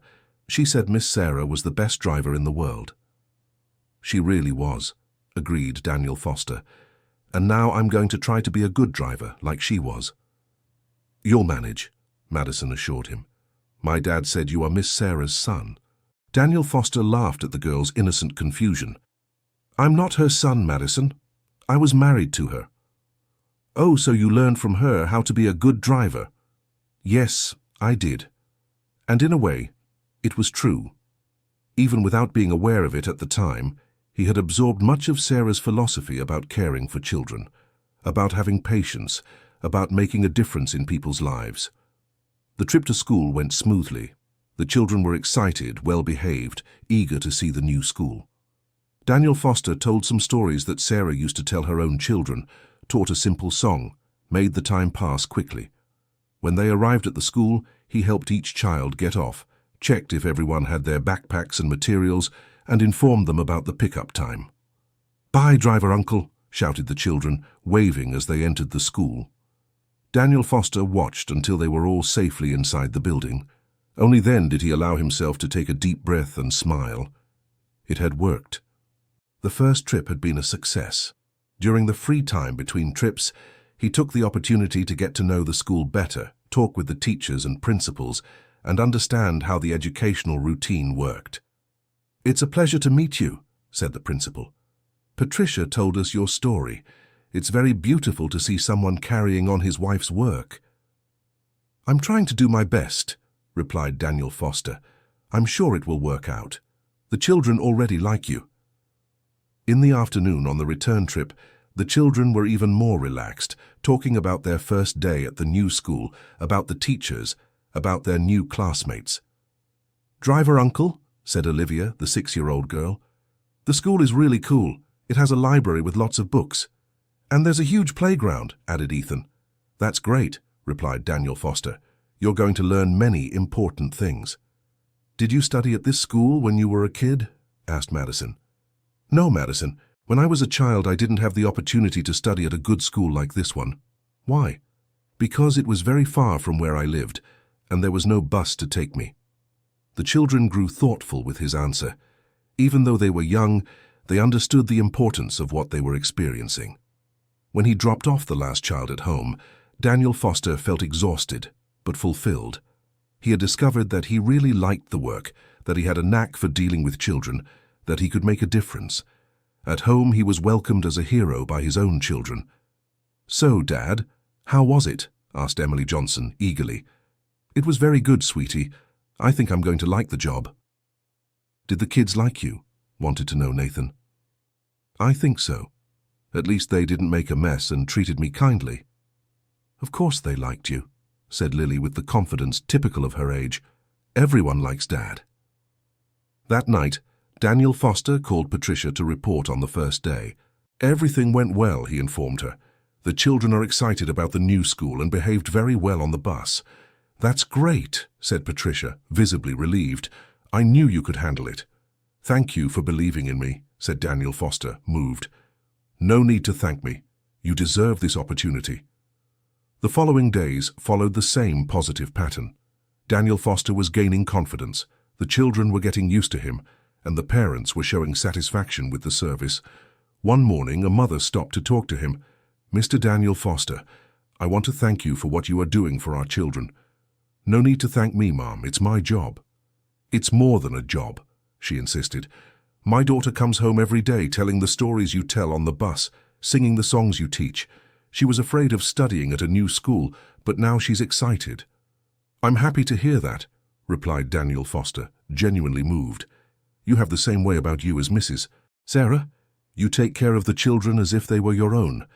The comparison to Sarah touched him deeply. "I wasn't trying to imitate her, but apparently I had inherited from her the ability to genuinely care about children." A week later, he received his first unexpected visit at work. Emily Johnson appeared at the school during lunch hour.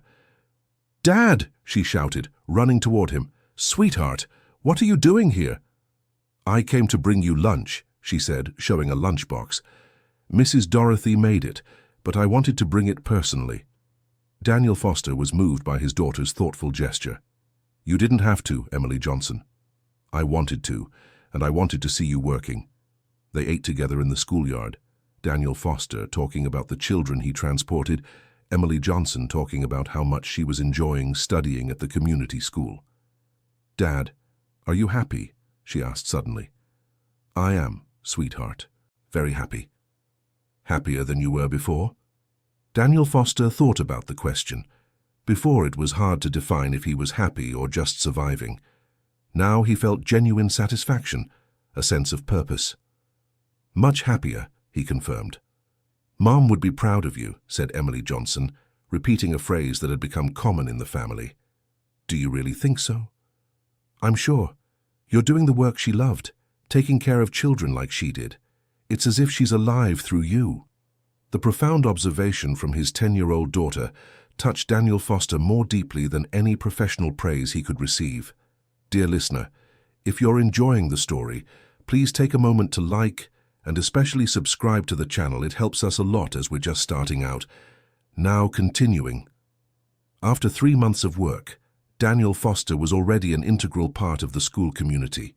He knew the name of every child, knew about their families, their dreams, their difficulties. He had developed his own techniques to keep the children engaged during the trips. Quiz games about what they learned in school, group singing sessions, moments for each child to tell a story. It was on one of these mornings that he received news that would change everything again. Patricia Anderson appeared at the school with a serious expression that immediately worried him. Daniel Foster, we need to talk, she said. Did something happen? Did the children misbehave? Did a parent complain? No, it's nothing like that, she reassured him. Actually, it's the opposite. They went to a private location where Patricia Anderson explained the situation. Remember we started with an experimental route, she asked. Of course. The project has been so successful that the city wants to expand it. They want my company to take over school transportation for the entire rural region. And what does that mean? It means we'll need more buses, more drivers. And I want you to be the project coordinator. Daniel Foster felt the world spin. Coordinator? Him who had barely finished middle school. Patricia Anderson, I think you're overestimating my abilities. I am not, she replied firmly. In 3 months, you've transformed not just school transportation, but the lives of dozens of families. You have the respect of the children, the parents, the teachers. You understand the community's needs like no one else. But I don't have the qualifications to be a coordinator of anything. You have the most important qualification, practical experience and genuine dedication. You'll learn the rest. And what exactly would I do as coordinator? You would supervise the other drivers, organize the routes, be the bridge between the company and the communities. You'd keep driving too, but you'd have greater responsibilities. And the salary? It would triple, replied Patricia Anderson without hesitation. Daniel Foster almost fell out of his chair. Tripling meant more than $6,000 a month. It was a salary higher than many college graduates earned. Patricia Anderson, this is crazy. I don't deserve to make that much money. Daniel Foster, you are helping to change the future of hundreds of children. If that doesn't deserve a good salary, I don't know what does. I need to think, he said, feeling overwhelmed. Of course, but don't take too long. We want to start the expansion next month. That night, Daniel Foster gathered the family to discuss the new proposal. The children were thrilled at the possibility of having even more money, but Daniel Foster was worried about the greater responsibilities. Dad, what are you afraid of? Asked Emily Johnson, always direct. I'm afraid I can't handle it, of disappointing the people who are trusting me. But Dad, said Nathan, you haven't disappointed anyone so far. Why would you disappoint now? Because being a coordinator is different. I'll have to make important decisions. I'll have to be in charge of other people. And what's the problem? Wanted to know Benjamin Cole. You make good decisions, and you're nice to everyone. Lily, who was playing with her doll during the conversation, looked up. Dad, the doll says you have to accept. Daniel Foster laughed, despite his worry. Oh, really? And why does the doll think that? Because then more children will be able to go to school, replied Lily with the simple logic of a 6-year-old. His daughter's innocent observation struck him like lightning. That's what it was all about in the end. It wasn't about him, about his fears or insecurities. It was about giving educational opportunities to more children. Do you really think I should accept? He asked. We do, they all shouted in unison. Then I'll accept, he decided, feeling a mix of fear and excitement. Decision made, Daniel Foster called Patricia the next morning to confirm his acceptance. She was delighted and scheduled a meeting to explain all the details of the new position. The project's expansion was impressive. It involved 5 municipalities in the region, 15 new buses, 20 drivers, over 500 children. Daniel Foster would be responsible for coordinating it all. "I'll hire an assistant to help you with the bureaucratic part," said Patricia. "Your main role will be operational supervision and community relations. And the other drivers, how will I guide people who might have more experience than me? They already have the technical experience.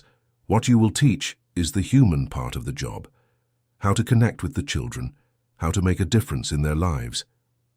Daniel Foster began to understand that his role would be to pass on to other drivers the philosophy that Sarah had practiced and that he was trying to continue. "Would it be like teaching other drivers to be like Sarah?" he asked.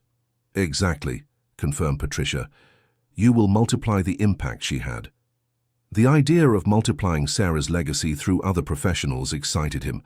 It would be a way to honor her memory on a much larger scale. The first month as coordinator was intense. Daniel Foster had to learn to deal with spreadsheets, schedules, reports, bureaucratic matters he had never imagined. But the most challenging part was recruiting and training the new drivers. Patricia had insisted that he actively participate in the selection to choose people who had the right profile for the job. "It's not enough to know how to drive," he explained to the candidates during the interviews. "You will be responsible for transporting dreams. Every child who boards the bus has a chance to change their life through education." He selected drivers of different ages and experiences, but all with one characteristic in common: genuine affection for children. Among them was Harold, who decided to return to work at 65 specifically to be part of the project. "I want to help honor Sarah's memory," said Harold when he was accepted. The training of the drivers was one of the most moving moments for Daniel Foster. He shared everything he had learned: techniques to keep children engaged, how to identify family problems, how to be a positive figure in the little ones' lives. "Remember," he told the group during one of the classes, "you might be the only person who will give a child caring attention during the day. You might be the only one who will ask how their day at school was, who will praise a drawing, who will listen to a story." One of the drivers raised her hand. "Daniel Foster, you talk like a psychologist, not a driver." "It's just that a school bus driver is a bit of a psychologist," he replied. "They're an educator, a counselor, a friend. They're all of that together." When the new buses finally started running, Daniel Foster felt immense pride. 15 yellow buses spread across the region, taking hundreds of children to quality schools, changing the future of entire families. His routine now included visiting the different routes, supervising the driver's work, talking to parents and teachers, solving operational problems. It was hard work, but extremely rewarding. One day, while visiting one of the most distant routes, he witnessed a scene that moved him deeply. The driver had stopped the bus because a small child was crying. Instead of hurry or irritation, the man had gotten off, knelt to the child's level, and was talking to her caringly. "What happened, Chloe?" the driver asked patiently. "I forgot my snack at home," sobbed the girl. "Don't worry. The lady at the school always has extra snacks for those who need them. And you know what else? Tomorrow I'll remind you to grab your snack before leaving home. Deal?" The girl stopped crying and smiled, getting on the bus comforted. Daniel Foster approached the driver after the children got off at school. "Congratulations," he said simply. "Why?" "For understanding that our job goes far beyond driving a bus." "I learned from you," the man replied. "In your classes, you always said that every child is special." "And they really are," confirmed Daniel Foster. These moments became common. Daniel Foster discovered he had created a team of drivers who truly cared about the children, who saw the job as a mission, not just employment. The results weren't long in coming. School attendance rates in the rural communities increased drastically.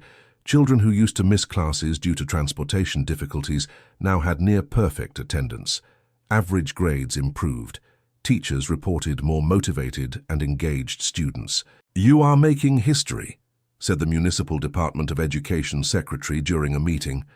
"Our region's educational indicators have improved more in 6 months than in the last 5 years. But the recognition that touched Daniel Foster the most came from an unexpected source. One morning he found an envelope on his desk with a handwritten letter.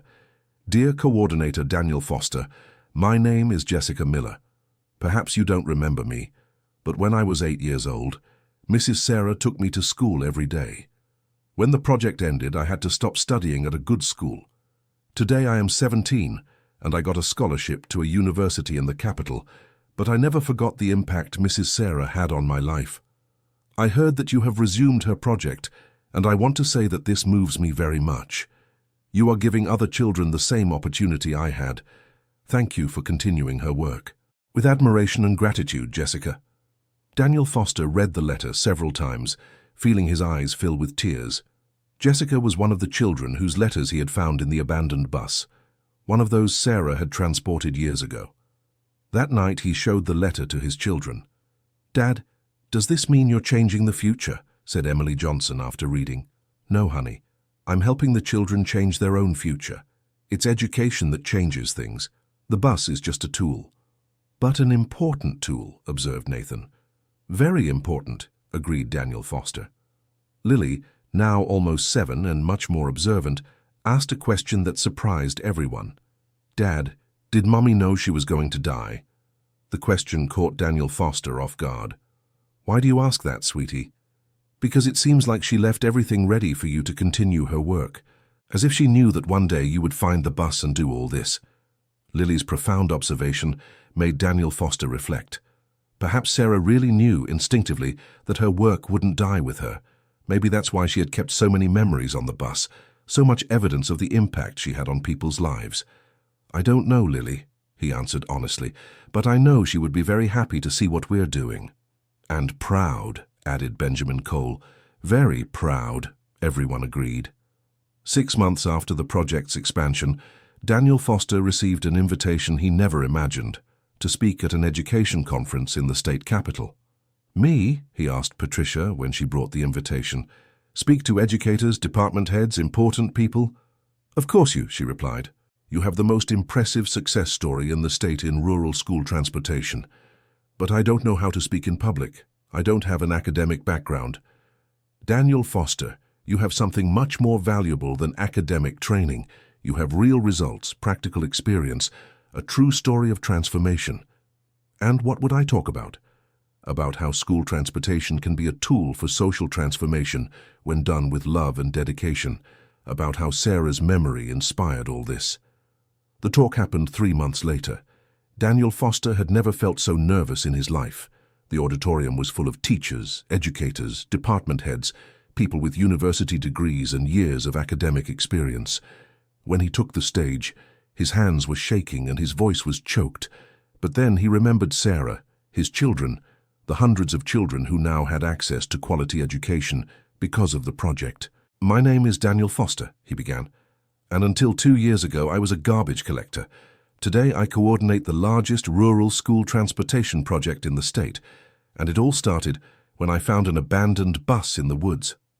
He told the whole story: the discovery of the bus, Sarah's memories, the decision to honor her memory, the project's gradual growth. He spoke about the importance of seeing each child as a unique individual, about how school transportation can be much more than just getting from one place to another.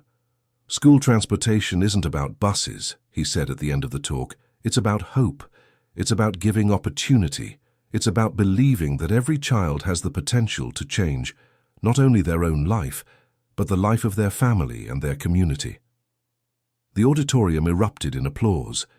Several people approached him afterward to congratulate him and ask for advice on how to implement similar projects in their regions.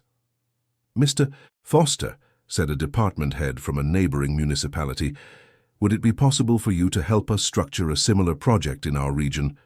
"Absolutely," he replied. "That's the goal, to multiply opportunities."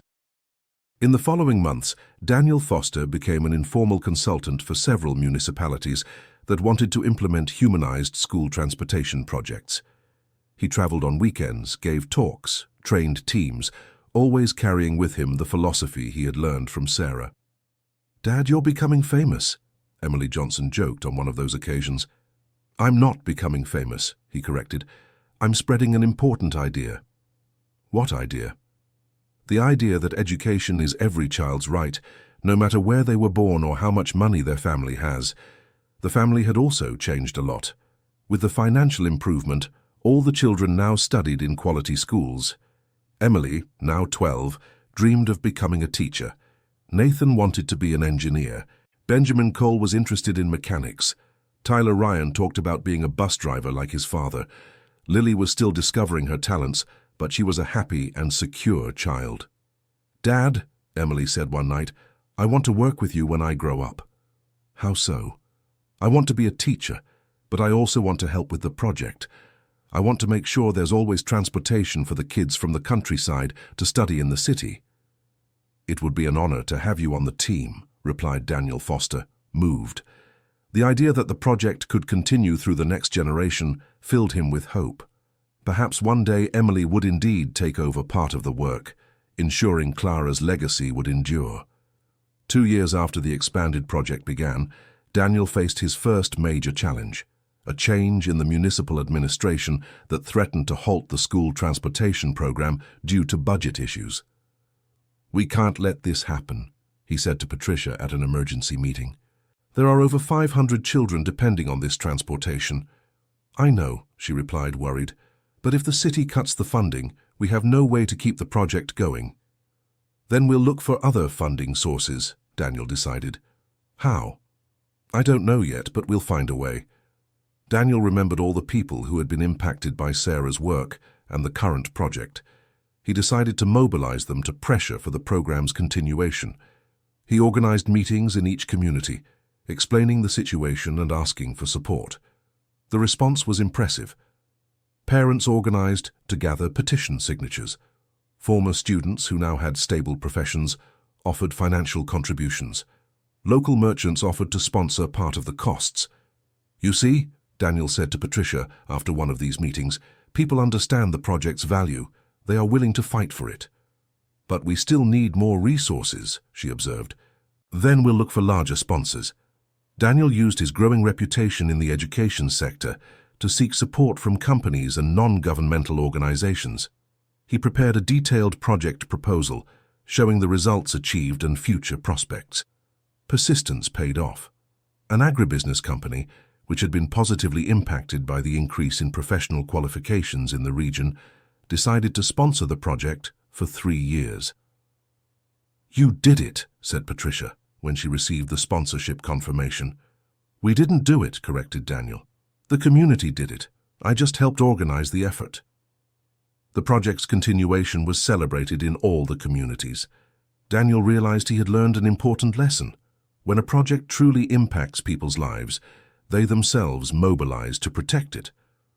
On the 3rd anniversary of the revival of Sarah's bus, the community organized a party in honor of the project. Hundreds of people attended, currently transported children, former students, parents, teachers, drivers.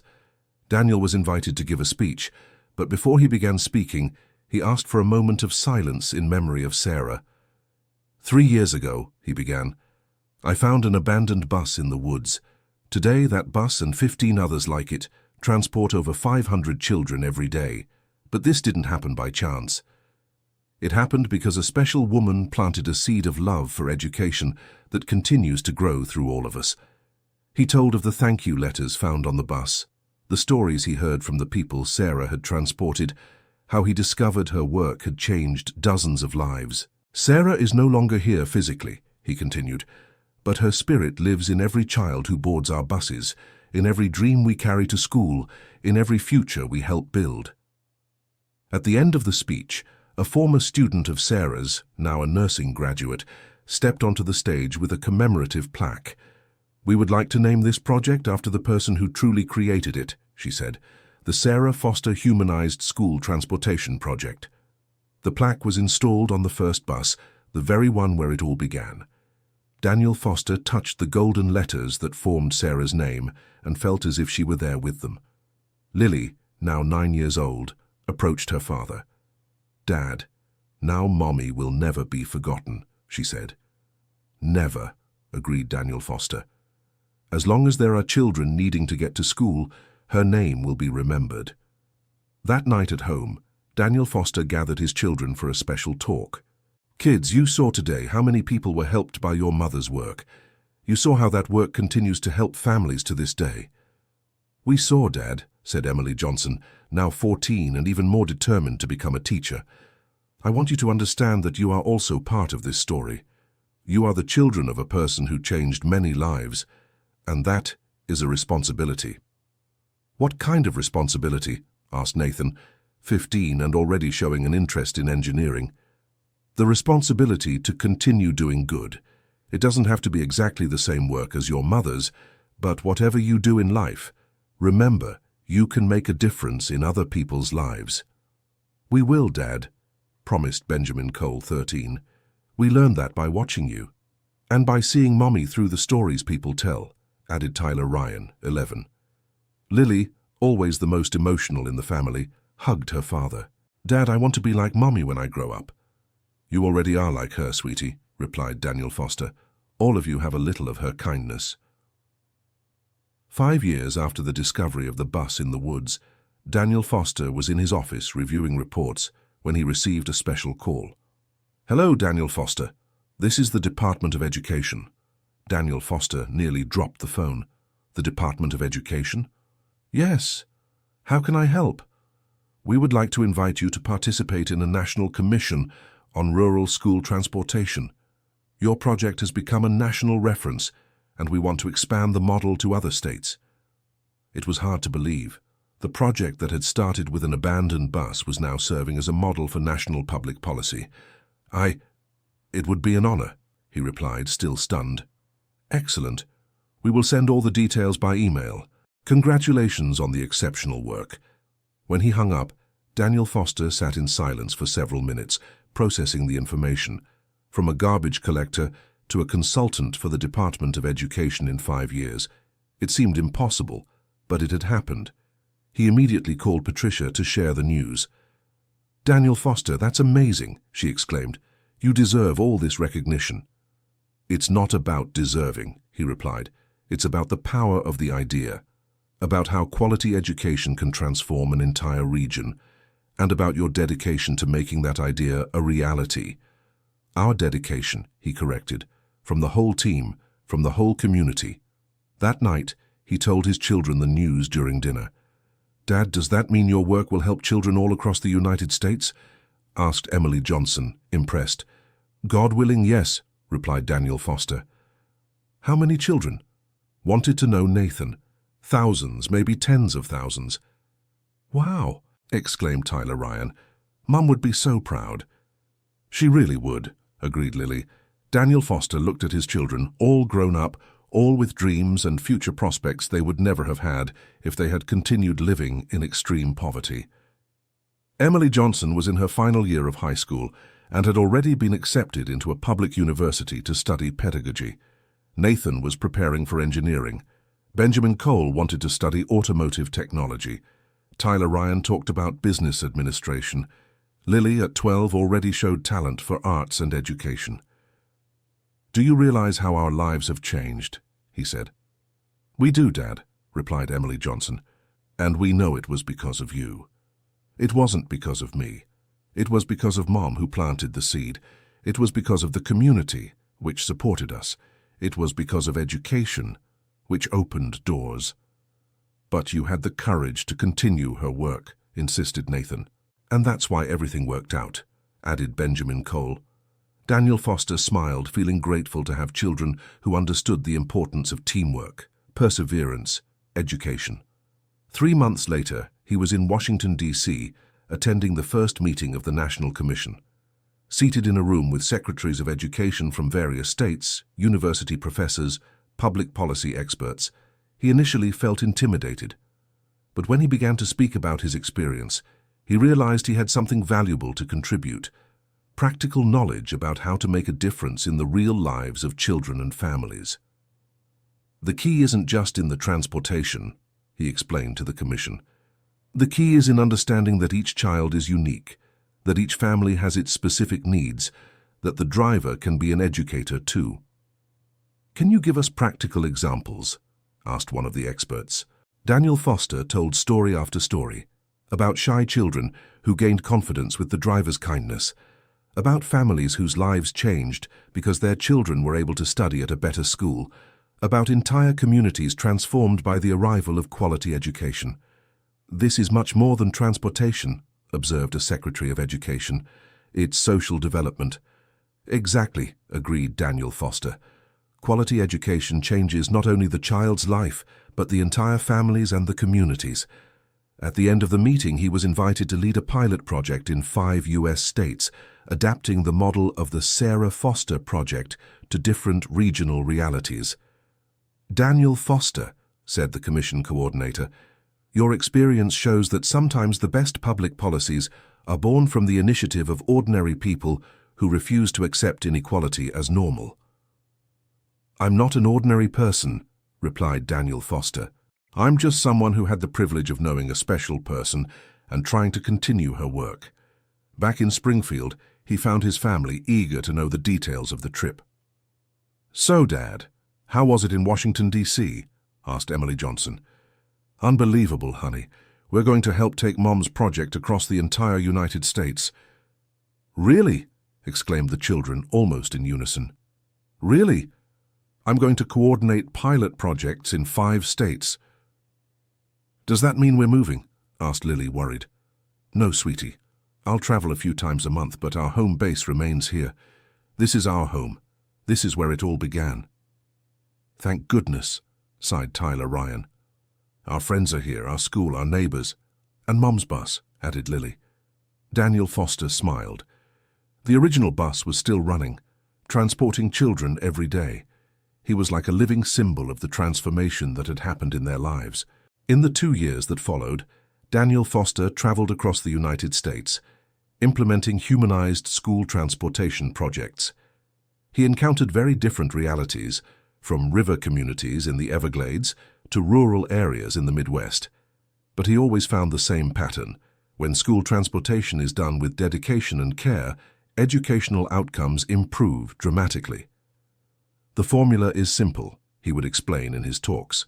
"Well-trained driver, well-planned route, proper vehicle maintenance, and most importantly, genuine love for the children." In every state where he implemented the project, he left a trained local team to carry on. The goal was always sustainability, creating systems that would work independently of his presence. One of the most moving implementations was in the interior of Alaska, where some children needed to travel 2 hours by boat to reach the point where the school bus picked them up. "Here the transportation is multimodal," he explained to the local team, "boat plus bus. But the principle is the same. Every child deserves to arrive at school safe and happy." The project in Alaska was so successful that it became a national documentary, showing how education can reach the most remote places in the country when there is political will and genuine dedication. It was while watching this documentary, sitting in the living room of his house in Springfield, that Daniel Foster had an epiphany about the scale of what had happened in his life. "Dad," said Emily Johnson, now in university studying education, "do you realize that when you found Mom's bus, you changed not only our lives, but the lives of thousands of people?" Daniel Foster looked at his children, Emily Johnson, Nathan, Benjamin Cole, Tyler Ryan and Lily, all studying, all with bright future prospects, all aware of the importance of education and social work. "No, daughter," he finally replied. "When I found your mother's bus, I merely discovered a path she had prepared. The transformation was already there, waiting to happen." "How so?" asked Nathan, now studying engineering. "Your mother had planted seeds of transformation in dozens of lives. When I found the thank you letters, the photos, the testimonies, I discovered that her work had created a network of people committed to education. I just helped reactivate that network." "But without you, that network would never have reconnected," observed Benjamin Cole. "Perhaps. Or perhaps someone else would have found the bus and made the same decision. What matters is that the seed planted by Sarah was so strong it was destined to grow." Lily, now 15 and already showing interest in following in her father's footsteps, asked a question that surprised everyone.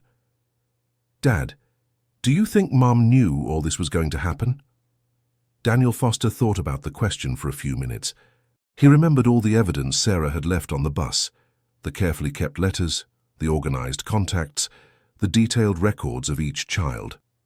"You know, Lily, I think your mother hoped that one day someone would continue her work.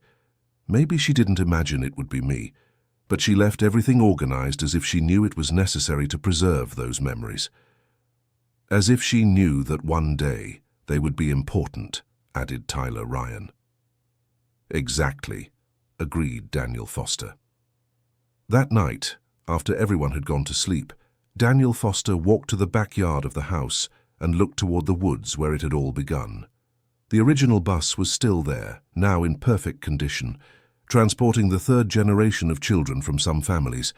He thought of Sarah, of how surprised and proud she would be to know her work had multiplied to the point of influencing national public policies. He thought of his children, all on their path in life, all aware of the importance of education.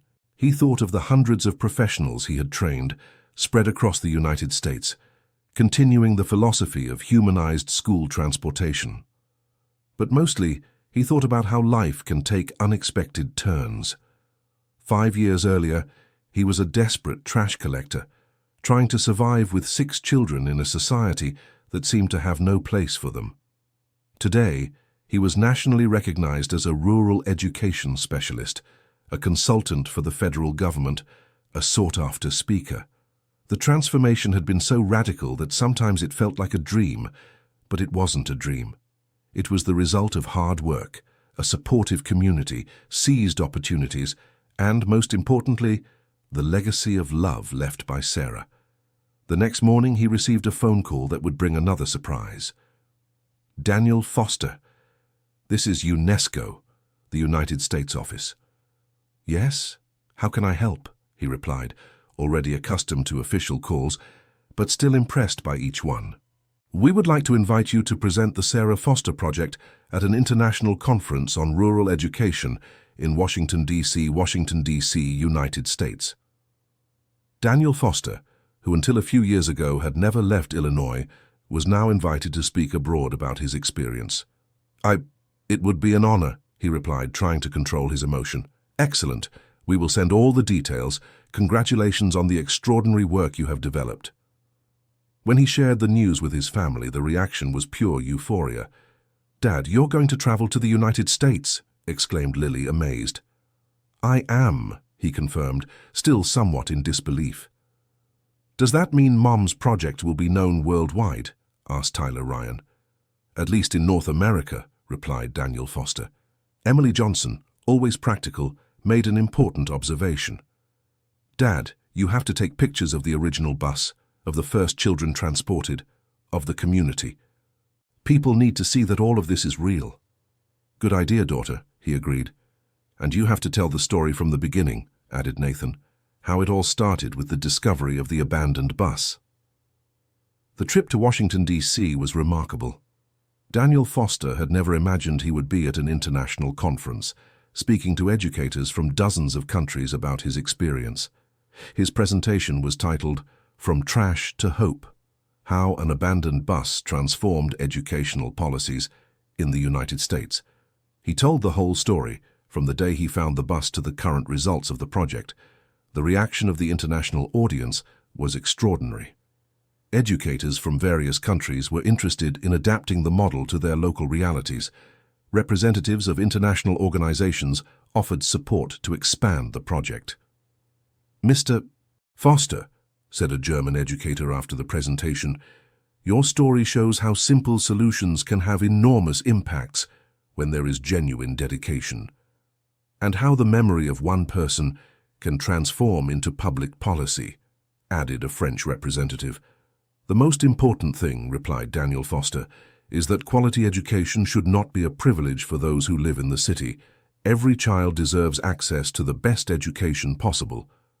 During his stay in Washington, D.C., he visited rural schools in the United States and was impressed by the similarities and differences in educational challenges.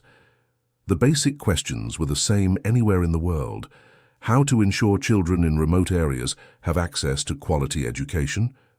School transportation is truly the key to democratizing rural education, agreed a French expert during a visit to a school in the countryside.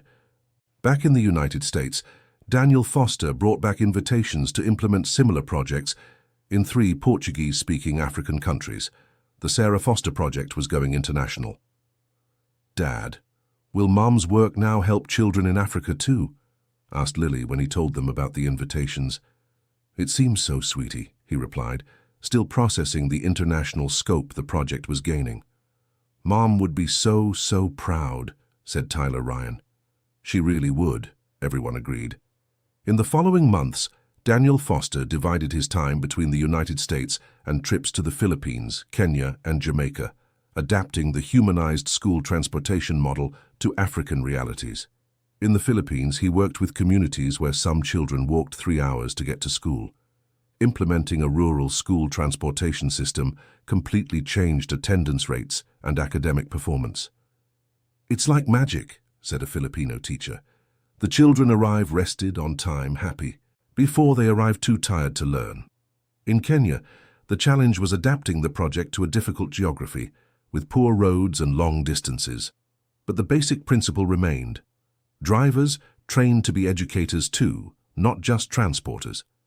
Each country presented unique challenges, but Daniel Foster discovered that the fundamental principles were universal: care, dedication, proper planning, and the understanding that education is the foundation of development.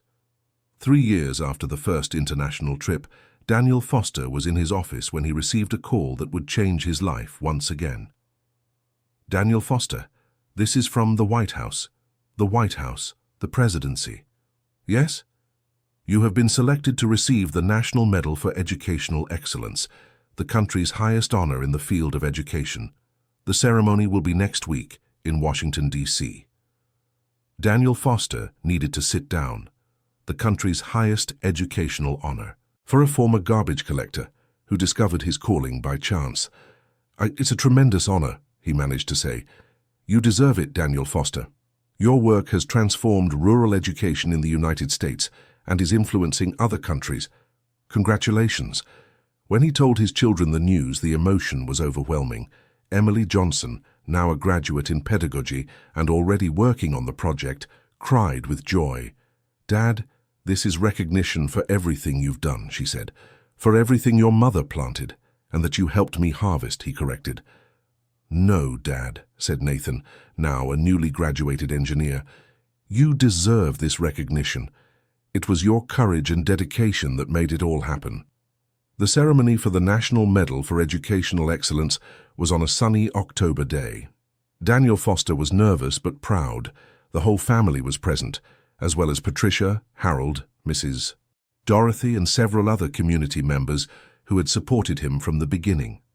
"Daniel Foster," said the president during the ceremony, "represents the best of the United States, the ability to turn adversity into opportunity, to honor the memory of those we love through service to others, to prove that quality education can reach the most remote places when there is will and dedication."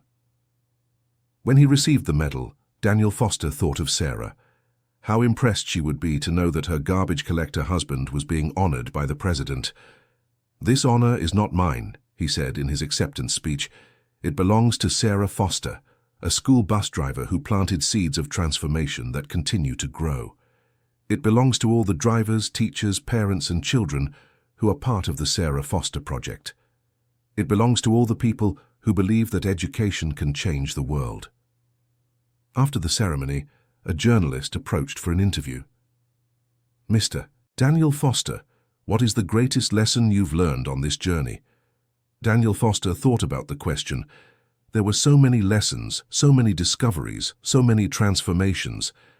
"I learned that we never know where life will take us," he finally answered. "I learned that sometimes our greatest tragedies can become our greatest opportunities to serve. And I learned that true love never dies. It multiplies through the people we touch." "And what is your dream for the future?" "My dream is that one day there will no longer be a need for a special school transportation project because every child, anywhere in the world, will have natural access to quality education. But until that happens, we will keep working." That night back in Springfield, Daniel Foster gathered the family for one last conversation about everything they had experienced. "Children, today a cycle has ended," he said. "From a desperate family in extreme poverty, we have reached a situation I never imagined possible. All of you are either studying or have graduated. We have a good home, dignified work, social recognition. And it all started because we found Mum's bus, said Lily, now 18 and preparing to study psychology. Exactly. And do you know what that teaches me? What? They asked. That we should never give up. That there is always a door that can open, always a hidden opportunity, always a chance to start over. And that the people we love stay with us even when they are no longer physically here, added Emily Johnson, now the pedagogical coordinator of the project. Especially that, agreed Daniel Foster. Tyler Ryan, who had graduated in business administration and was working in the project's operational management, made an observation. Dad, today we have over 2,000 drivers trained in the Sarah Foster project model, spread across the entire United States and in 6 countries. More than 50,000 children are being transported with care every day. Mum has become a school of love. 50,000 children, repeated Daniel Foster, impressed by the number. 50,000 futures being built. And it will keep growing, said Benjamin Cole, who had specialized in school transportation logistics, because the model is sustainable and it works. Nathan, who had developed technologies to optimize school bus routes, added, and with the new technologies, we will be able to serve even more remote areas with greater efficiency and safety. Lily, the youngest but no less engaged, made the final observation. The most important thing is that we proved Mum's work was not in vain, that she truly changed the world, even if she didn't know it at the time. Daniel Foster looked at his 5 children, all adults or nearly adults, all on professional paths, all committed to social causes, all consciously and proudly carrying forward Sarah's legacy. Do you know what the greatest victory in all of this is? He asked. What? They wanted to know. It's not the recognition, it's not the awards, it's not even the number of children helped. The greatest victory is having proven that ordinary people can make a difference, that true love multiplies, and that education truly transforms lives. And that our family rose from poverty to become an agent of social transformation, added Emily Johnson. That too, smiled Daniel Foster. But mainly we proved that Sarah was right. Education is the foundation of everything. Education builds bridges between different worlds, opens doors that seemed impossible to open, plants seeds that grow for generations. That night, for the last time, Daniel Foster walked to the backyard and looked toward the woods where Sarah's original bus continued to operate. Tomorrow would be another normal day. Drivers taking children to school, dreams being transported, futures being built. But tonight was special because it marked the end of an extraordinary journey and the beginning of an even greater one. The Sarah Foster project had become a reality bigger than any of them could have imagined, and it had all started with the tears of a poor man who found an abandoned bus in the woods and decided to honor his wife's memory. End of story. Now tell me, dear listener, what did you think of this story of overcoming adversity? Do you believe Daniel Foster made the right decisions? Leave your opinion in the comments, and don't forget to subscribe to the channel so you don't miss other moving stories like this one.